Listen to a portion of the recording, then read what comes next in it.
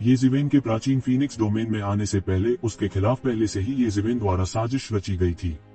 उसने सोचा कि सब कुछ उसकी योजना के अनुसार हो रहा था। कौन जानता था कि येज़ेवेन अप्रत्याशित तरीके से अपनी योजना तोड़ देगी। सबसे महत्वपूर्ण बात, येज़ेवेन ने अपनी शादी में धूम मचाने की भी हिम्मत की। अगर ऐसा होता तो भले ही फेंग युआन की शादी हो जाती, यह उसकी प्रतिष्ठा पर एक स्थायी दाग देता। वह दूसरों के उपहास का पात्र बन जाएगा। जब उसने ऐसा सोचा तो उसका चेहरा तुरंत पीला पड़ गया। वह बिल्कुल इस तरह उपहास का पात्र नहीं बन सकता था।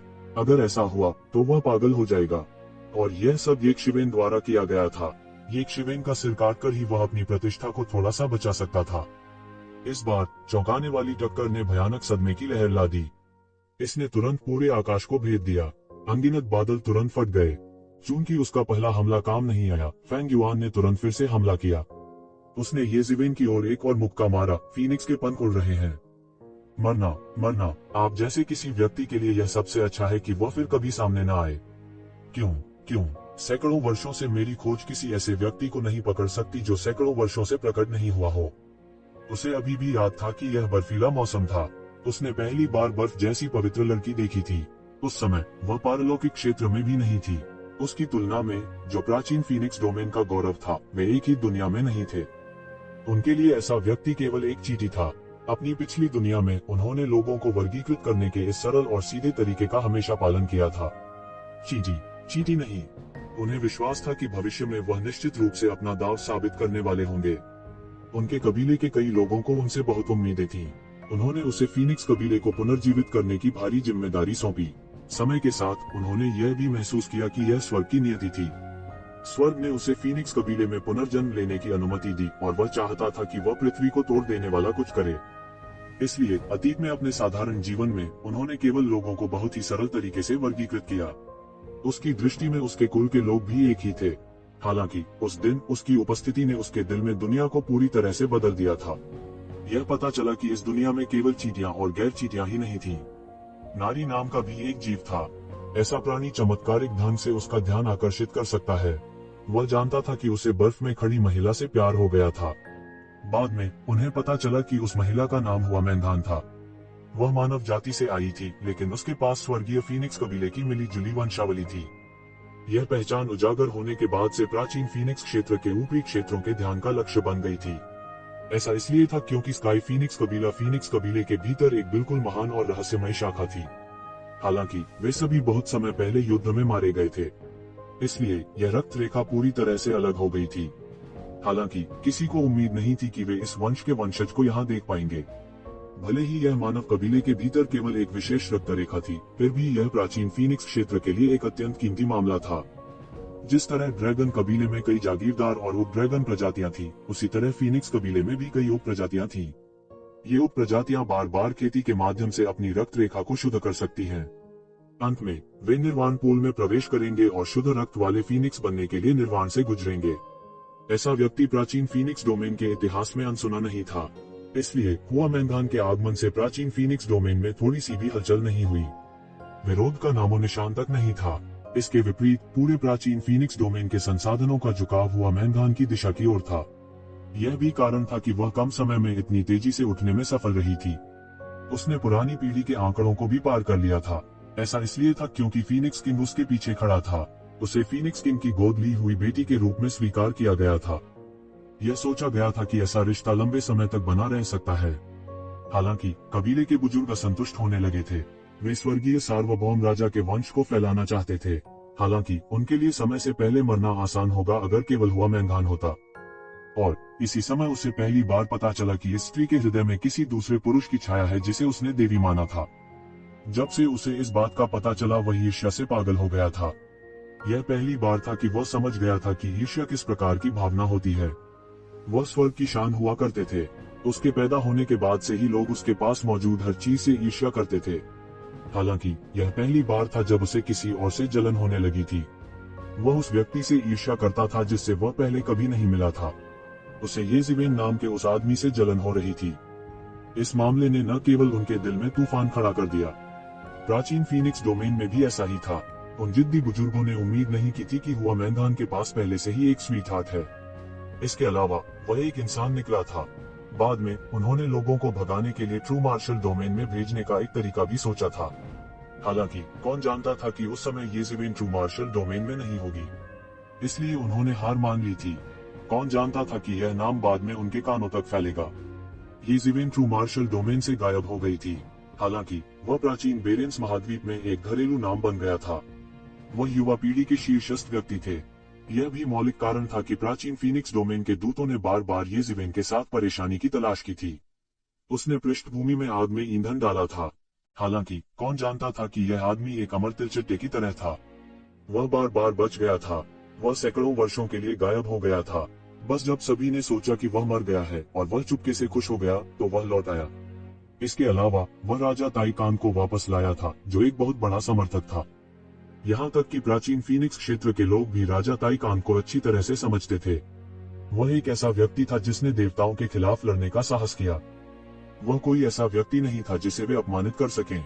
इसलिए घृणा में अपने दांत पीसते हुए भी उसने कोई चाल चलने की हिम्मत नहीं की। हालांकि उन्होंने फिर भी जाल बिछाया। वह ये ज़मीन को आमंत्रित करना चाहता था और फिर उसे खत्म करने के लिए प्राचीन फीनिक्स डोमेन की शक्ति का उपयोग करना चाहता था।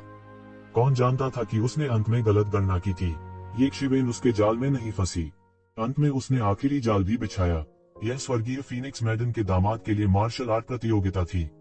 जब तक एक शिवेन सामने आने की हिम्मत करेगी, वह उसके द्वारा मारा जाएगा। वह कैसे नहीं देख सकता था कि ये शिवेन केवल राजा के पद पर था। उसके जैसे भयानक अस्तित्व के सामने, जो गहरे दायरे में था, ये ज़मीन कुछ भी नहीं था। ये ज़मीन के लिए उसका विरोधी होना असंभव था। यदि ये ज़मीन की मृत्यु अखाड़े में हुई होती, भले ही राजा ताइकांग अभी भी जीवित होते, तो उनके पास कहने का कोई बहाना नहीं होता। वो एक शिवेन के लिए चीजों को मुश्किल बनाना जारी नहीं रख पाएगा। कौन जानता था कि एक शिवेन अंत में दिखाई नहीं देगी। वह कुछ अनिच्छुक था, साथ ही वह कुछ खुश भी नजर आ रहे थे। एक शिवेन के उपस्थित न होने के कारण कोई फर्क नहीं पड़ता। अंत में वह जीत गया था। उसने सुंदरता जीत ली थी। उसके दिल में देवी आखिरकार उसकी होगी। उसके लिए, हालांकि यह संपूर्ण नहीं था, यह पर्याप्त था। आज इस मुकाम तक पहुंचने के लिए उन्होंने काफी अनुभव खर्च किया था। उन्होंने सैकड़ों साल पहले से योजना बनाना शुरू कर दिया था। उसने कबीले के उन बुजुर्गों के विचारों का इस्तेमाल किया था जो नहीं चाहते थे कि वंश बाहरी लोगों को दिया जाए। उन्होंने इस रक्त रेखा के लिए खुद को एक अनुकूल उम्मीदवार के रूप में बदल लिया था। तब उन्होंने एक एक करके उन उम्मीदवारों को हराने में काफी समय लगा दिया था। वह सबकी नजरों में सबसे उपयुक्त उम्मीदवार बन गए थे। इसे हासिल करने के लिए उन्होंने सैकड़ों साल बिताए थे। जब वह सफल होने वाला था, तो ये ज़मीन वास्तव में सामने आ गया था। उसने वास्तव में प्रकट होने का साहस किया था। उसके दिल में गुस्सा तुरंत जल गया। अगर फैंगलिंग ने कोई चाल नहीं चली होती, तो वह सबसे पहले चाल चलता। उसने एक शिवेन को पीट पीट कर मार डाला होता। पिछले सैकड़ों वर्षों से वे एक ही व्यक्ति के साए में जी रहे थे। वह व्यक्ति ये ज़मीन था। वह एक अद्वितीय शत्रु था जिससे वह पहले कभी नहीं मिला था। सब उस एक वाक्य के कारण, क्षमा करें, मेरे दिल में पहले से ही कोई है। उसे विश्वास नहीं हुआ। उसे विश्वास नहीं था कि समय सब कुछ मिटा नहीं सकता। उस आदमी की तुलना में जिसे उसने सैकड़ों वर्षों से नहीं देखा था, उसका मानना कि वह अंतिम जीत हासिल कर सकता है। लेकिन अंत में भी वह भी उससे शादी नहीं करेगी। और यह सब एक शिवेन नाम के इस आदमी के कारण हुआ। अगर यह उसके लिए नहीं होता, तो वह ऐसी स्थिति में कैसे गिर सकता था। उसके हाथ में मुट्ठी का इरादा एक फीनिक्स के विशाल प्रेत में संघनित होता है। अभी अभी सजीव फीनिक्स की तुलना में यह थोड़ा भ्रामक लग रहा था, लेकिन इसकी शक्ति एक स्तर अधिक थी। फीनिक्स का यह प्रेत शून्य में सिकुड़ गया और फिर तुरंत दिव्य प्रकाश की एक अद्भुत मुट्ठी में बदल गया। इसने विशाल आकाश को विकृत कर दिया और एक शिवेन की बाहों की ओर फट गया। टकराना, बड़ी गर्जना हुई। ये शिवेन ने अपना हाथ उठाया और दिव्य प्रकाश उसकी दाहिनी हथेली पर भयंकर रूप से फूट पड़ा। पफ! ये शिवेन की हथेली पर अंतहीन खून बिखरा हुआ था और उसका मांस अचानक फट गया। दिव्य प्रकाश की यह फुहार सीधे उसकी हथेली पर दिव्यता के माध्यम से टूट गई और उसके शरीर में विस्फोट हो गया। उनका आंकड़ा कुछ कदम पीछे हट गया और तभी वह मुश्किल से इस भयानक शक्ति की भरपाई कर पाए। कोई सोच सकता है कि इस प्रहार की भयानक शक्ति कितनी भयानक थी। यह पिछले हमले से अलग था जो एक शिवेन का कुछ नहीं बिगाड़ सका। इस हमले ने सीधे तौर पर एक शिवेन को घायल कर दिया। इसने सभी को अंत में यह एहसास कराया कि एक शिवेन भगवान नहीं थी। वह अभी भी एक इंसान था। उनका चोटिल होना कोई आश्चर्य की बात नहीं थी। ये बस इतना था कि एक शिवेन का पिछला प्रदर्शन बहुत मजबूत था। हालांकि एक शिवेन को हटा दिया गया था, लेकिन उसके चेहरे के हाव भाव में जरा सा भी बदलाव नहीं आया। इसके बजाय यह अधिक से अधिक उदासीन हो गया। उसके हाथ का घाव भी आश्चर्यजनक गति से भर गया। ठीक होने के दौरान फीनिक्स के रोने की धीमी आवाज उसके शरीर में सुनी जा सकती थी।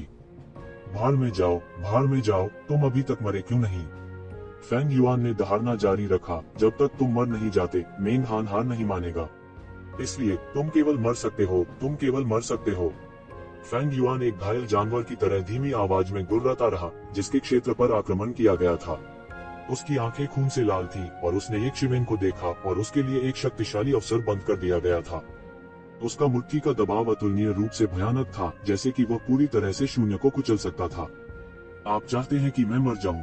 दिलचस्प है, मैं आपको बताना भूल गया, मैं एक पुराना चीनी दवा चिकित्सक हूँ। मैं सभी प्रकार की अवज्ञा का इलाज करने में माहिर हूँ। ये जिवेन चिल्लाया और सीधे फेंग युआन की दिशा में कदम रखा। उसके पैरों के नीचे अनगिनत सुनहरी लहरें दिखाई दी और शून्य में घुस गईं। हर कोई हैरान रह गया। फेंग युआन के लगातार हमलों के तहत ये जिवेन ने कमजोरी का मामूली संकेत नहीं दिखाया। उल्टा वह हमला करता रहा। बूम बूम बूम, दोनों पक्षों के बीच हुई टक्कर ने शून्य में एक भयावह ऊर्जा उन्माद पैदा कर दिया। ये दो लोग केवल कुछ 100 साल के हैं, वे 1000 साल के भी नहीं है, फिर भी वे पहले ही इस हद तक बढ़ चुके हैं। मुझे डर है कि पुरानी पीढ़ी के विशेषज्ञ भी इतनी ताकत नहीं रख सकते। अगर यह जारी रहा तो उन्हें कौन दबा सकता है? कुछ 100 साल पुराने मिस्टीरियस रेल्म को एक शीर्ष व्यक्ति माना जाता है, चाहे वह कहीं भी हो। मैंने मूल रूप से सोचा था कि फेंग युआन पहले से ही बेहद अत्याचारी था, लेकिन मुझे उम्मीद नहीं थी कि ये जिवेन जरा सा भी नीच नहीं है। वास्तव में ऐसा लगता है कि वह और भी मजबूत है। इन दोनों के पास अपने दांव को साबित करने की क्षमता है। भविष्य में उन्हें या तो राजा का ताज पहनाया जाएगा या वे देवता बन जाएंगे। वे दोनों एक अभूतपूर्व रास्ते पर चलेंगे। सभी प्रकार की अवज्ञा को ठीक करने में माहिर हैं। कितना अहंकारी है। इस समय फेंग युआन का चेहरा उदास था। वह आगे बढ़ा और अंतहीन लपटें उसकी मुट्ठी पर घनीभूत होने लगी। भले ही वह बहुत दूर था, फिर भी उसने प्रकाश से भरे आकाश को उड़ा दिया, जो मुट्ठी सिद्धांत में बदल गया। मुट्ठी ये जिवेन पर जमकर गिरी और शून्य में एक बड़ा छेद हो गया। यह अहंकार है या नहीं, आप एक बार कोशिश करके जान जाएंगे। ये जिवेन ने उपहास किया। प्रकाश की सुनहरी किरणें लगातार उसके पैरों के नीचे दिखाई देने लगी, जो आग की लपटों के अचानक हमले में डूब गईं। बूम! अचानक शून्य पागलपन से बिखर गया। अराजकता से अनगिनत लपटें निकली और तुरंत एक शिवेन की ओर जल उठी। शून्य में लपटें एक विशाल फीनिक्स में संघनित हो गईं। पंखों पर भयानक चमक बिखेरती रोशनी बह रही थी। फीनिक्स, उन्होंने वास्तव में एक फीनिक्स को संघनित किया। हालांकि यह आग की लपटों से स्पष्ट रूप से संघनित है, यह बस जीवन जैसा है। अगर यह इस तथ्य के लिए नहीं था कि जीवित प्राणी की कोई आभा नहीं है, तो मुझे डर है कि मैं इसे बिल्कुल भी अलग नहीं कर पाऊंगा। इस अतुलनीय रूप से विशाल फीनिक्स के पंजे दो विशाल चिमटे की तरह थे और ये जिवेन की दिशा की ओर जमकर लपके। आकाश जहां भी गया आग के समुद्र में बदल गया। इसके अलावा यह आग का साधारण समुद्र नहीं था। इसके विपरीत यह तुरंत आग की लपटों के क्षेत्र में बदल गया। जैसे ही फीनिक्स ने उड़ान भरी, इसने तुरंत एक विशाल डोमेन बना लिया और सीधे ये जिवेन को घेर लिया।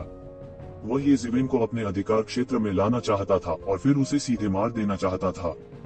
ये शिवेन ने ठंडी सांस ली। वह इसे कैसे नहीं देख सकता था।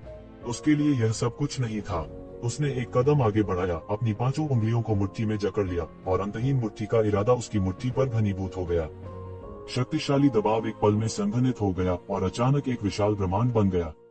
यह ब्रह्मांड केंद्र के रूप में ये जिवेन के साथ सीधे विस्तारित हुआ, जैसे कि एक वास्तविक ब्रह्मांड का जन्म हो रहा था। और ये जिवेन, जो ब्रह्मांड के केंद्र में खड़ा था, ब्रह्मांड के केंद्र का वास्तविक परमेश्वर था, जो स्वर्ग पर शासन कर रहा था और कोई विरोध नहीं कर सकता था। इसके तुरंत बाद आग का समुद्र और लपटें भयंकर रूप से टकराई, मानो दो विशाल संसार आपस में टकरा गए हों। यह बेहद भयानक था। जिस स्थान पर टक्कर हुई, वहां असंख्य विश्व नियम तुरंत ढह गए और एक दूसरे में समा गए। यह शून्य में दो लोगों की मुट्ठी के इरादे की टक्कर थी। टकराव में दोनों पक्ष पहले ही वास्तविक आग से लड़ चुके थे और बिल्कुल भी पीछे नहीं हटे। यह बेकार है। जैसा कि मैंने कहा, मैं सभी प्रकार की अवज्ञा में विशेषज्ञ हूँ। ये जिवेन के काले बाल उड़ गए और आसमान में बेतहाशा नाचने लगे। उसकी आंखें और भी भयंकर हो गईं। ये जिवेन शांत और रचनाशील थी। वह जोर से चिल्लाया और अनगिनत सुनहरी लहरें उसके पैरों के नीचे आ गईं, सुनहरी तलवारें बन गईं और आग के समुद्र में भयंकर रूप से गिर गईं। सैकड़ों और हजारों सुनहरी तलवारों ने सब कुछ तोड़ दिया और तलवार की आभा से सभी लपटें भस्म हो गईं और तुरंत टुकड़ों में कट गईं। फिर इस समय ये सुनहरी तलवारें सीधे शून्य में घनीभूत हो गईं और अतुलनीय रूप से शक्तिशाली तलवार का दबाव भड़क उठा। एक स्वर्गीय खजाना तलवार में बदल गया और फिर सीधे विशाल फीनिक्स की ओर खिसक गया। इस समय लड़ाई देख रहे प्रमुख बलों के कई लॉर्ड्स का रंग तुरंत बदल गया और जब उन्होंने येशिवेन को देखा तो उन्हें अपनी आंखों पर विश्वास नहीं हो रहा था।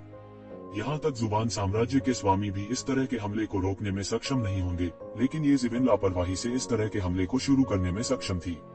क्या इसका मतलब यह नहीं था कि उसकी ताकत वन क्षेत्र के सामान्य आकाओं से कहीं अधिक थी? इसमें कोई आश्चर्य नहीं था कि उसके पास इतना साहस था। उसने प्राचीन फीनिक्स वर्ल्ड को चुनौती देने का साहस किया था और हुआ मैदान को छीनने के लिए खुले तौर पर शोर मचाया था। उसका समर्थन करने की इतनी ताकत के बिना वह सही होने पर भी कुछ नहीं कर पाएगा। इसके अलावा ज्यादातर लोगों की राय में येशिवेन सही होने से बहुत दूर थी। वास्तव में कई राजा रैंक के विशेषज्ञों ने अपनी आंखें खोलने की हिम्मत भी नहीं की। उनकी निगाहें इन्हीं दो लोगों पर टिकी थीं। चाहे वह फेंग युआन हो या येशिवेन, उनके आक्रमण का उनके लिए बहुत संदर्भ मूल्य था। जब वे गहन लोक में कदम रखेंगे तो यह उनके लिए बहुत लाभकारी होगा। गहन दायरे के विशेषज्ञ बहुत दुर्लभ थे, इसलिए गहन दायरे के विशेषज्ञों के बीच लड़ाई स्वाभाविक रूप से और भी दुर्लभ थी। कई राजा रैंक के विशेषज्ञों ने अपने पूरे जीवन में गहन क्षेत्र के विशेषज्ञों के बीच लड़ाई भी नहीं देखी थी। इसके अलावा ये दो लोग स्पष्ट रूप से चोटी के विशेषज्ञ थे जो पहले से ही प्रारंभिक गहन जीवन चरण में कदम रख चुके थे। इससे उन्हें ईर्ष्या और ईर्ष्या दोनों महसूस हुई। वे ईर्ष्यालु थे कि वे पहले से ही गहन जीवन स्तर पर पहुंच चुके थे, जिसे कई लोग केवल कुछ 100 साल की उम्र में ही अपने पूरे जीवन में पहुंचने का सपना देख सकते थे। ये दो लोग केवल कुछ 100 वर्ष के थे, फिर भी वे इतनी कम उम्र में ही गहन जीवन अवस्था में कदम रख चुके थे।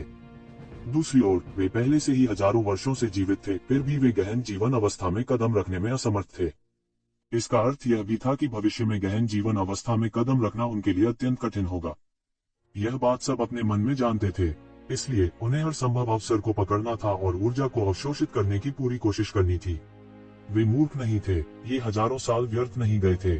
उनकी नींव अतुलनीय रूप से गहरी थी। अप्रत्याशित रूप से वे कुछ तरकीबों के माध्यम से देखने में सक्षम थे। इसके अलावा कुछ लोग ऐसे भी थे जिन्हें बहुत फायदा हुआ था। यदि वे भविष्य में गहन जीवन अवस्था को पार करना चाहते हैं तो उनकी सफलता की संभावना बहुत बढ़ जाएगी। बहुत से लोग अवाक रह गए। हमले की ताकत हैरान करने वाली थी। यह येशिवेन वास्तव में फेंग युआन से लड़ सकती है। यहाँ तक प्राचीन फीनिक्स क्षेत्र की कुछ पुरानी प्राचीन वस्तुओं में भी जब उन्होंने इस दृश्य को देखा तो उनकी अभिव्यक्ति में बदलाव आया। उन्होंने सोचा था कि फेंग युआन युवा पीढ़ी के बीच अजेय थी। भले ही वह प्रोफाउंड वर्ल्ड बैटलफील्ड में अजेय न हो, फिर भी वह एक स्थान पर कब्जा करने में सक्षम होगा। किसने सोचा होगा कि येशिवेन फेंग युआन से लड़ने में सक्षम होगी? यह बस एक चमत्कार जैसा था। सभी प्रकार के असंतोष से निपटने में माहिर हैं। दिलचस्प। किनली ने एक और शराब पी और मुस्कुराते हुए कहा। उन्होंने महसूस किया कि उनके साथी वंश अधिक से अधिक दिलचस्प होते जा रहे थे। जब से यह साथी कबीले प्रकट हुआ था, वह बार बार अपनी अपेक्षाओं से अधिक हो गया था। उसने कभी नहीं सोचा था कि वह वास्तव में इतने कम समय में गहन जीवन अवस्था में कदम रख पाएगा। न केवल उसने गहन जीवन चरण में कदम रखा था, बल्कि हाइवया ने भी गहन जीवन चरण में कदम नहीं रखा था। गहन जीवन अवस्था में कदम रखने का मतलब यह नहीं था कि किसी की तुलना तुरंत उन पुराने साथियों से की जा सकती है जिन्होंने पहले गहन जीवन अवस्था में कदम रखा था। उनके पास अतुलनीय रूप से गहरा संचय था। उनमें से कुछ ने सैकड़ों वर्षों या यहाँ तक कि हजारों वर्षों के लिए गहन जीवन अवस्था में कदम रखा था। उन्होंने गहन जीवन अवस्था में अपनी साधना को दबा दिया था और एक झटके में अगले कुछ क्षेत्रों में जाने की योजना बनाई थी। इसलिए भले ही हाइवया ने इसी तरह प्रोफाउंड लाइफ स्टेज में कदम रखा था और एओशिबा द्वारा इतनी बुरी तरह से अपमानित किया गया था, फिर भी उसने एओशिबा के साथ जल्दबाजी में परेशानी खोजने की हिम्मत नहीं की। समुद्र देवता का पुत्र, कितनी बड़ी ख्याति है। हालांकि इतनी कम उम्र में गहन जीवन मंच में कदम रखने में सक्षम होने के लिए उनमें से किसकी पृष्ठभूमि असाधारण नहीं थी। उनमें से किसके पास असाधारण रक्त रेखा नहीं थी। यह कहने की बात नहीं है कि एओशिबा के पास गोल्डन ड्रैगन कबीले की वंशावली थी। यहाँ तक खुद हाइवया की भी एक असाधारण पृष्ठभूमि थी। इस स्तर पर यह कहा जा सकता है कि अब कोई सामान्य व्यक्ति नहीं था, केवल रईस थे। बहुत से लोग बहुत साधारण लग सकते हैं और इस व्यक्ति की पहचान नहीं जानते हैं। हालांकि एक बार उनके पूर्वज के नाम का उल्लेख किया गया था, यह आमतौर पर प्रसिद्ध होगा और स्वर्ग को हिला सकता है। हालांकि किसी के पूर्वज की पहचान उसकी वर्तमान ताकत का प्रतिनिधित्व नहीं करती थी, फिर भी उसका पूर्वज जितना अधिक गौरवशाली होता था, उतने ही अधिक संसाधन वे अपने पीछे छोड़ जाते थे। यह आम लोगों की कल्पना की सीमा से बहुत आगे था। यह उन कुलों के लिए विशेष रूप से सच था जिन्होंने शीर्षक वाले राजाओं और सम्राटों का उत्पादन किया था। वे अत्यंत प्रतापी थे और उनके पास ऐसा धन था जिसकी सामान्य लोग कल्पना भी नहीं कर सकते थे। इस येशिवेन की पृष्ठभूमि क्या थी? वही कई लोग उनके जैसा ही सोच रहे थे। वास्तव में येशिवेन की पहचान क्या थी? क्या वह सिर्फ मार्किस कबीले का शिष्य था? जिस तरह से वे इसे देखते थे ऐसा नहीं लगता था। ये कबीले की प्राचीन वीरानी में एक शानदार प्रतिष्ठा थी। हालांकि इन लोगों की नजर में यह मूल रूप से कुछ भी नहीं था। मार्क्वेस शीर्षक, इसका क्या मतलब था? केवल शीर्षक वाले राजाओं द्वारा स्थापित सेनाएं ही उनकी आंखों में प्रवेश कर सकेंगी। ये चोटी के विशेषज्ञ अक्सर शीर्षक वाले राजाओं के खानदान से आते थे। उदाहरण के लिए फैंग युआन, हालांकि वह भी फीनिक्स कबीले से था, फिर भी फीनिक्स कबीले में अनगिनत रक्त संबंध थे। उन सभी ने टाइटल किंग्स का निर्माण नहीं किया था, और जिन वंशों ने शीर्षक वाले राजाओं को उत्पन्न किया था वे स्वाभाविक रूप से फीनिक्स कबीले के प्रत्यक्ष वंशज बन गए। स्वाभाविक रूप से वे बड़े रक्त संबंध भी बन जाएंगे जो हर किसी के ऊपर खड़े होंगे। और फैंग युआन इन रक्त रेखाओं में से एक से आया था। ये जिवेन जैसा अद्भुत व्यक्ति इतने औसत दर्जे के कबीले से कैसे आ सकता है? हालांकि किमली के मुंह के कोने कुछ आत्महीन मुस्कान के साथ चमक उठे। वह अपने आप से बड़बड़ाया, ऐसा लगता है कि मैं वास्तव में एक राक्षसी बाधा में गिर गया हूँ। किसने कहा कि नायकों को उन चरम शक्तियों से आना चाहिए? उन अतुलनीय रूप से गौरवशाली ताकतों को आज कई पूर्वजों द्वारा स्थापित किया गया था जो अतीत में केवल सामान्य लोग थे। मैंने वास्तव में दुनिया के नायकों को कम करके आंका है। जब हर कोई उत्साह से चर्चा कर रहा था, आकाश में ये जिवेन और फैंग युआन के बीच की लड़ाई पहले से ही पूर्णता के बिंदु पर पहुंच चुकी थी। ये जिवेन ने लापरवाही से आसमान में हमला किया। सुनहरी मुट्ठी की लहरों ने सुनहरी बिजली का निर्माण किया जो ब्रह्मांड में बदल गई, जिसने आकाश और पृथ्वी को धुंधला कर दिया जब उन्होंने फैंग युआन पर बमबारी की। ये जिवेन की तुलना में फैंग युआन और भी अधिक अनियंत्रित थी। वह सीधे इन सुनहरी लहरों और तेज तलवारों के बीच दौड़ा। नानमिंगली फायर जो उनके शरीर की रक्षा कर रहा था, 10 मीटर के दायरे में सभी सुनहरी तरंगों को सीधे वाष्पित कर दिया। ये सुनहरी लहरें उसके लिए कोई मुकाबला नहीं थी। वे उसके करीब भी नहीं जा सके। उसके आसपास के सभी कानूनों ने अपना प्रभाव खो दिया। केवल अग्नि का नियम ही हमेशा के लिए अस्तित्व में रह सकता है। उसके चारों ओर आग के नियम की शक्ति को कोई हिला नहीं सकता था। मेरे लिए तोड़ो, फैंग युआन जोर से चिल्लाया। उसके शरीर पर आग की लपटें घनीभूत हो गईं और उसने एक के बाद एक मुक्के बरसाए। प्रत्येक पंच से एक विशाल फीनिक्स आग निकल सकती थी जो आकाश को कुचलने में सक्षम प्रतीत होती थी। मेरे लिए सब कुछ दबा दो। ये जिवेन मात नहीं खाना चाहते थे। उन्होंने सीधे फैंग युआन का सामना किया। उसके हाथ सीधे अंतहीन सुनहरी रोशनी बिखेरते हैं। सब कुछ पूरी तरह से बिखरा हुआ था। उसने जबरन फैंग युआन की ओर एक रास्ता खोल दिया। वह एक अधिपति की तरह पागल हो रहा था। उनके शरीर में भयानक आभा थी। फैंग युआन की मुट्ठी की गति अद्वितीय थी। हालांकि ये जिवेन की गति सामान्य नहीं थी। उसने बिल्कुल भी संकोच नहीं किया और सीधे फैंग युआन के सामने दौड़ पड़ा। एक विशाल सुनहरा हाथ उड़ गया और फैंग युआन को ढांकते हुए मौके पर एक विशाल सुनहरे पिंजरे में बदल गया। यह ऐसा था मानो वह पूरी दुनिया को सील करना चाहता हो। इसके हाथ से कोई नहीं बच पाएगा। यह अत्यंत शक्तिशाली था। उसका सुनहरा हाथ एक पिंजरे में तब्दील हो गया जिसने पलक झपकते ही सब कुछ दबा दिया। स्वर्ग और पृथ्वी इस पिंजरे के सामने थे और वे इसका विरोध करने के लिए कुछ भी नहीं कर सकते थे। उसी समय एक अविश्वसनीय शक्ति उसमें से निकली। वह क्या है? कई अत्याचारी पुराने प्राचीन वस्तुओं ने एक के बाद एक अपनी जादुई आंखें खोली और सुनहरे हाथ को देखा। उन सभी ने पाया कि यह सुनहरा हाथ असाधारण था। यह साधारण सुनहरे हाथ की तरह सरल नहीं था। इसके विपरीत इसमें एक शक्तिशाली शक्ति थी जिसने सब कुछ दबा दिया। ऐसा लग रहा था जैसे वह दुनिया की हर चीज को दबा देना चाहता हो। उन्होंने अपनी जादुई आंखें खोली और तुरंत सभी भ्रमों को देखा। इस समय उन्होंने स्पष्ट रूप से देखा कि यह सुनहरा हाथ एक विशाल सील वर्ण द्वारा बनाया गया था। इस विशाल सील अक्षर ने शब्दों की एक किताब बनाई जो आकाश में चमकीली चमकी। इसने सभी प्रकार की शक्तियों का दमन किया। कानून और कानूनों सहित सब कुछ इस सील चरित्र के सामने कुछ भी नहीं था। वह क्या है? उसके पास वास्तव में एक छद्मदाव है। बहुत से लोग तुरंत भयभीत थे। यदि ये जिवेन गहन जीवन अवस्था का एक साधारण विशेषज्ञ होना उन्हें भयभीत करने के लिए पर्याप्त नहीं था, तो सील शब्द ने सभी को पूरी तरह से चौंका दिया था।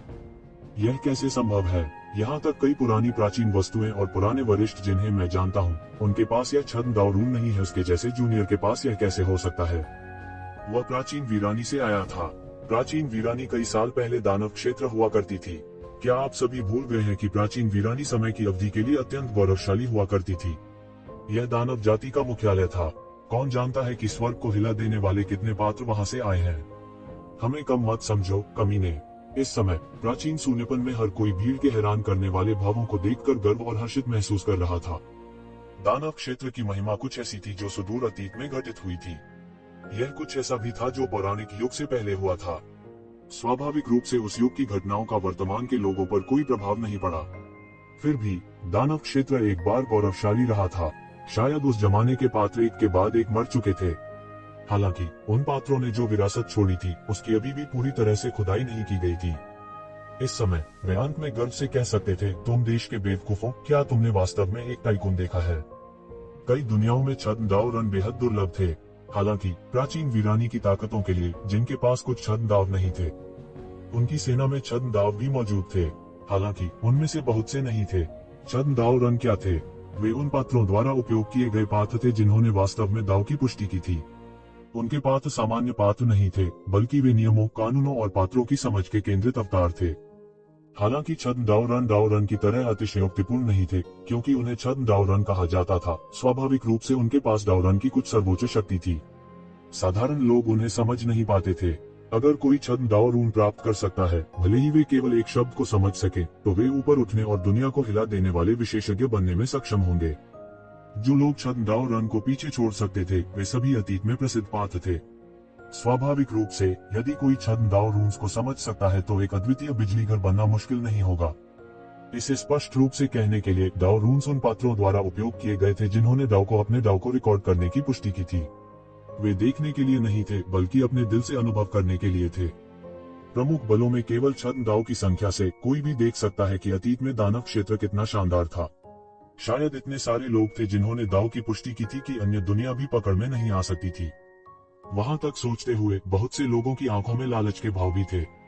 यह एक छद्म दाव रून था।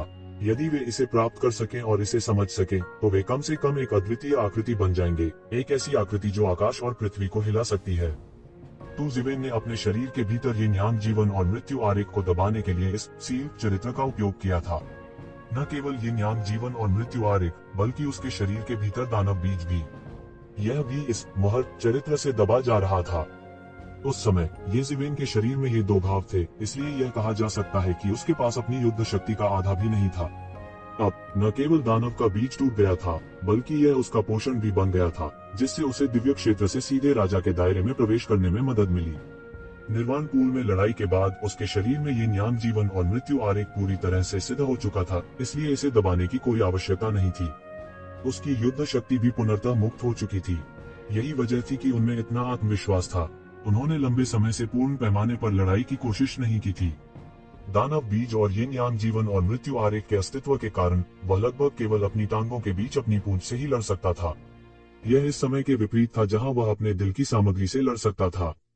और वास्तव में आजाद होने के बाद उनका पहला वास्तविक प्रतिद्वंद्वी फेंग युआन था। इस तरह के अत्याचारी व्यक्ति के सामने वह बिना किसी हिचकिचाहट के सीधे हमला कर सकता था। उसे किसी बात की चिंता नहीं करनी पड़ती थी। ये जिवेन के शब्द सील ने सब कुछ सील कर दिया। सभी सिद्धांत और नियम एक पल में बहना बंद हो गए और अलग थलग पड़ने लगे। सील शब्द एक बड़े हाथ में तब्दील हो गया और बिजली की गति से फेंग युआन की ओर बढ़ने लगा। यह धीमा लग रहा था, लेकिन यह वास्तव में बहुत तेज था। वास्तव में यह इतना तेज था कि इसने एक पल में ही आकाश को चीर डाला। हालांकि इस समय जब सभी ने सोचा कि ये जिवेन सब कुछ नियंत्रित करने वाली थी और फेंग युआन को सीधे दबाने के लिए सील चरित्र का उपयोग करने वाली थी, फेंग युआन ने आखिरकार अपनी चाल चली। उसने अचानक अपनी आंखें खोली और चिल्लाने के लिए अपना मुंह खोला। आग शून्य में अनगिनत लपटें उसके शरीर के चारों ओर घनीभूत होने लगी, जिससे तुरंत आग का समुद्र बन गया। इन लपटों से एक प्राचीन चरित्र धीरे धीरे उभरा, जिसमें एक भयानक आभा थी जो स्वर्ग और पृथ्वी को नष्ट कर सकती थी। एक पल में यह येजिवेन के सील चरित्र की ओर फटा। बूम! भयानक! यह एक भयानक टक्कर थी। शून्य में दो प्राचीन पात्र आपस में टकरा गए। एक सील पात्र था और दूसरा अग्नि पात्र था। दोनों महान शक्ति वाले भयानक प्राचीन पात्र थे। ध्यान में मरने से पहले दोनों एक वरिष्ठ की जीवन भर की शक्ति से संघनित थे। इसे धरती को चकनाचूर करने वाला कहा जा सकता है। हर कोई हैरान रह गया। उन्हें उम्मीद नहीं थी कि येजिवेन के सील चरित्र के दमन के तहत फेंग युआन में अभी भी लड़ने की ताकत है। उनके शरीर पर एक प्राचीन चरित्र भी था। इन ताकतों के बड़े शॉट्स की नजर में वे बेहद व्यथित थे। यह केवल प्राकृतिक संसाधनों का लापरवाह अपव्यय था। चाहे वह प्राचीन फीनिक्स डोमेन हो या प्राचीन उजाड़ युग, छद्म दाव रून्स हर जगह थे। वे पूरी तरह लबालब थे। अन्यथा वे युवा पीढ़ी को उपयोग करने के लिए क्यों दिए जाते? उनकी दुनिया में एक अस्तित्व की उपस्थिति जो छद्म दाव रून्स को संघनित कर सकती थी, पहले से ही एक पृथ्वी बिखरने वाली घटना थी। फिर भी जिस सर्वशक्तिमान के पास छद्म डाओ रून्स को संघनित करने की क्षमता थी, वह छद्म डाओ रून्स को संघनित करने के लिए तैयार नहीं हो सकता है ताकि युवा पीढ़ी इससे लाभान्वित हो सके। इसके अलावा इस बात की बहुत अधिक संभावना थी कि वे असफल होंगे। इसलिए छद्म डाओ रून्स उनकी दृष्टि में बहुत दुर्लभ थे। यहाँ तक उनके जैसी बड़ी ताकतों के आकाओं ने भी केवल छद्म डाओ रून्स को ही देखा था। अब वे वास्तव में छद्म डाओ रून्स की टक्कर देख सकते थे। उनके लिए यह यात्रा बिल्कुल व्यर्थ नहीं थी। वास्तव में बहुत से लोगों ने अपने हृदयों में आहें भरी। ये दोनों युवा जूनियर्स बहुत कमाल के थे। नई पीढ़ी वास्तव में पुरानी को पार कर गई। वे समुद्र तट पर थप्पड़ मारने जा रहे थे। टकराना वह एक भयानक टक्कर थी। चाहे वह फायर कैरेक्टर हो या सील कैरेक्टर, दोनों ही बेहद भयानक कहे जा सकते हैं। जिस क्षण वे एक दूसरे से टकराए, वे सीधे चरम पर पहुंच गए, शानदार चमक बिखेरते हुए। यह पृथ्वी से टकराने वाले धूमकेतु की तरह एक तीव्र टक्कर थी। एक पल के लिए पूरी दुनिया खामोश लग रही थी। सभी को कुछ सुनाई नहीं दे रहा था। वे केवल स्वर्ग और पृथ्वी के बीच की शून्यता में दो विशाल प्राचीन पात्रों की टक्कर देख सकते थे। एक काली काली अराजकता प्रकट करते हुए पूरा शून्य चुपचाप बह गया। अनगिनत कोलाहल उंडेले और बादलों की तरह नीचे गिरे, सब कुछ तहस नहस कर डाला। यह दृश्य बहुत ही भयानक लग रहा था। सब पहले ही सब कुछ भूल चुके थे। वे अपने सामने सब कुछ एक टक टकटकी लगाए निहार रहे थे। दो पुराने किरदारों की टक्कर ने सबका ध्यान खींच लिया था। यह ग्रेट डाओ की शुद्ध प्रतियोगिता थी। चाहे वह सील शब्द हो या फायर शब्द, वे महान दाओ की जीवन भर की समझ थे। हालांकि समझने के बिंदु अलग अलग थे। चाहे वह सील शब्द हो या अग्नि शब्द, यह उनके लिए बस अप्राप्य था। यह एक प्रकार का क्षेत्र था, एक ऐसा क्षेत्र जो हर किसी की समझ से बहुत परे था। कोई भी शब्द जीवन भर के लिए अध्ययन करने योग्य था। इस तरह की टक्कर तो दूर की बात है। फेंग युआन की अभिव्यक्ति उदासीन थी। उसकी आंखें बहुत उदासीन थी। ये जिवेन का प्रतिबिंब उसकी आंखों में झलक रहा था। उन्होंने ठंडेपन से कहा, यह बेकार है। आप मेरे विरोधी नहीं हो सकते। हालांकि मुझे बहुत आश्चर्य है कि आपके पास ऐसा छद्म दाओ रून है। आप मेरे विरोधी नहीं हो सकते। अग्नि शब्द 5 का सार है तत्व। यह दुनिया के सबसे शक्तिशाली शब्दों में से एक है। यह नियम भी है और कानून भी। यह ऐसा कुछ नहीं है जिसका आप विरोध कर सकें। क्या ऐसा है? ये शिवेन को जरा सी भी झिझक नहीं थी। वह एक बार फिर मारने के लिए दौड़ा। उसने बड़ी चक्की के पाट की तरह अपनी मुट्ठी घुमाई।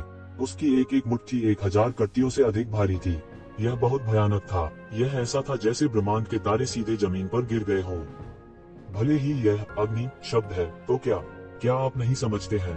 प्रत्येक वरिष्ठ जो इस कदम पर पहुंच गया है, एक पृथ्वी टूटने वाला अस्तित्व है। चाहे वह अग्नि शब्द हो या सील शब्द, हमारे स्तर पर कोई अंतर नहीं है।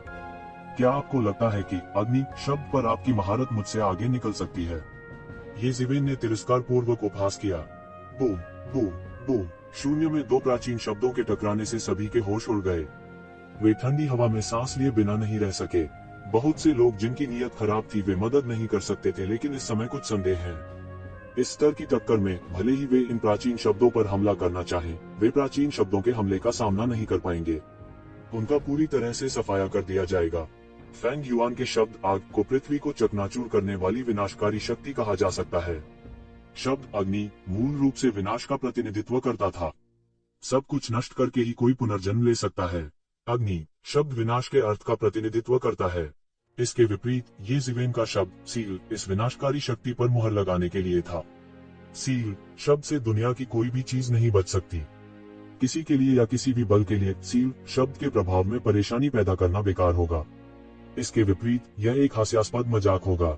एक नष्ट करने की पूरी कोशिश कर रहा था, जबकि दूसरा उसे रोकने की पूरी कोशिश कर रहा था, उसे नष्ट नहीं होने दे रहा था। यह दो प्रकार के दाउस के बीच का टकराव था। साथ ही ये जिवेन और फेंग युआन के बीच भी टकराव था। जैसा कि ये जिवेन ने कहा था, जो छद्म दाओ रून्स को संघनित कर सकते थे, उन्हें मजबूत और कमजोर लोगों में विभाजित किया जा सकता था। हालांकि ये जिवेन और फेंग युआन के स्तर के लोगों की ताकत में कोई अंतर नहीं था। उनके लिए वास्तविक निर्णायक कारक यह नहीं था कि दो प्राचीन पात्रों में से कौन अधिक शक्तिशाली था, लेकिन प्राचीन पात्रों की बेहतर समझ किसके पास थी। प्रभुत्व में प्रतिस्पर्धा। आप कितने सालों से खेती कर रहे हैं? मैंने अग्नि शब्द सैकड़ों वर्ष पहले ही प्राप्त कर लिया है।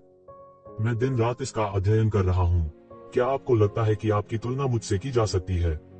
मैं फीनिक्स कबीले से हूँ। अग्नि शब्द सहज रूप से मेरे भाग्य के अनुकूल है। मैंने इसे पहले ही पूर्णता की पराकाष्ठा तक परिष्कृत कर लिया है। क्या आपको लगता है कि आप मेरे विरोधी हैं? हास्यास्पद। फेंग युआन जोर से हंसी में फूट पड़ा।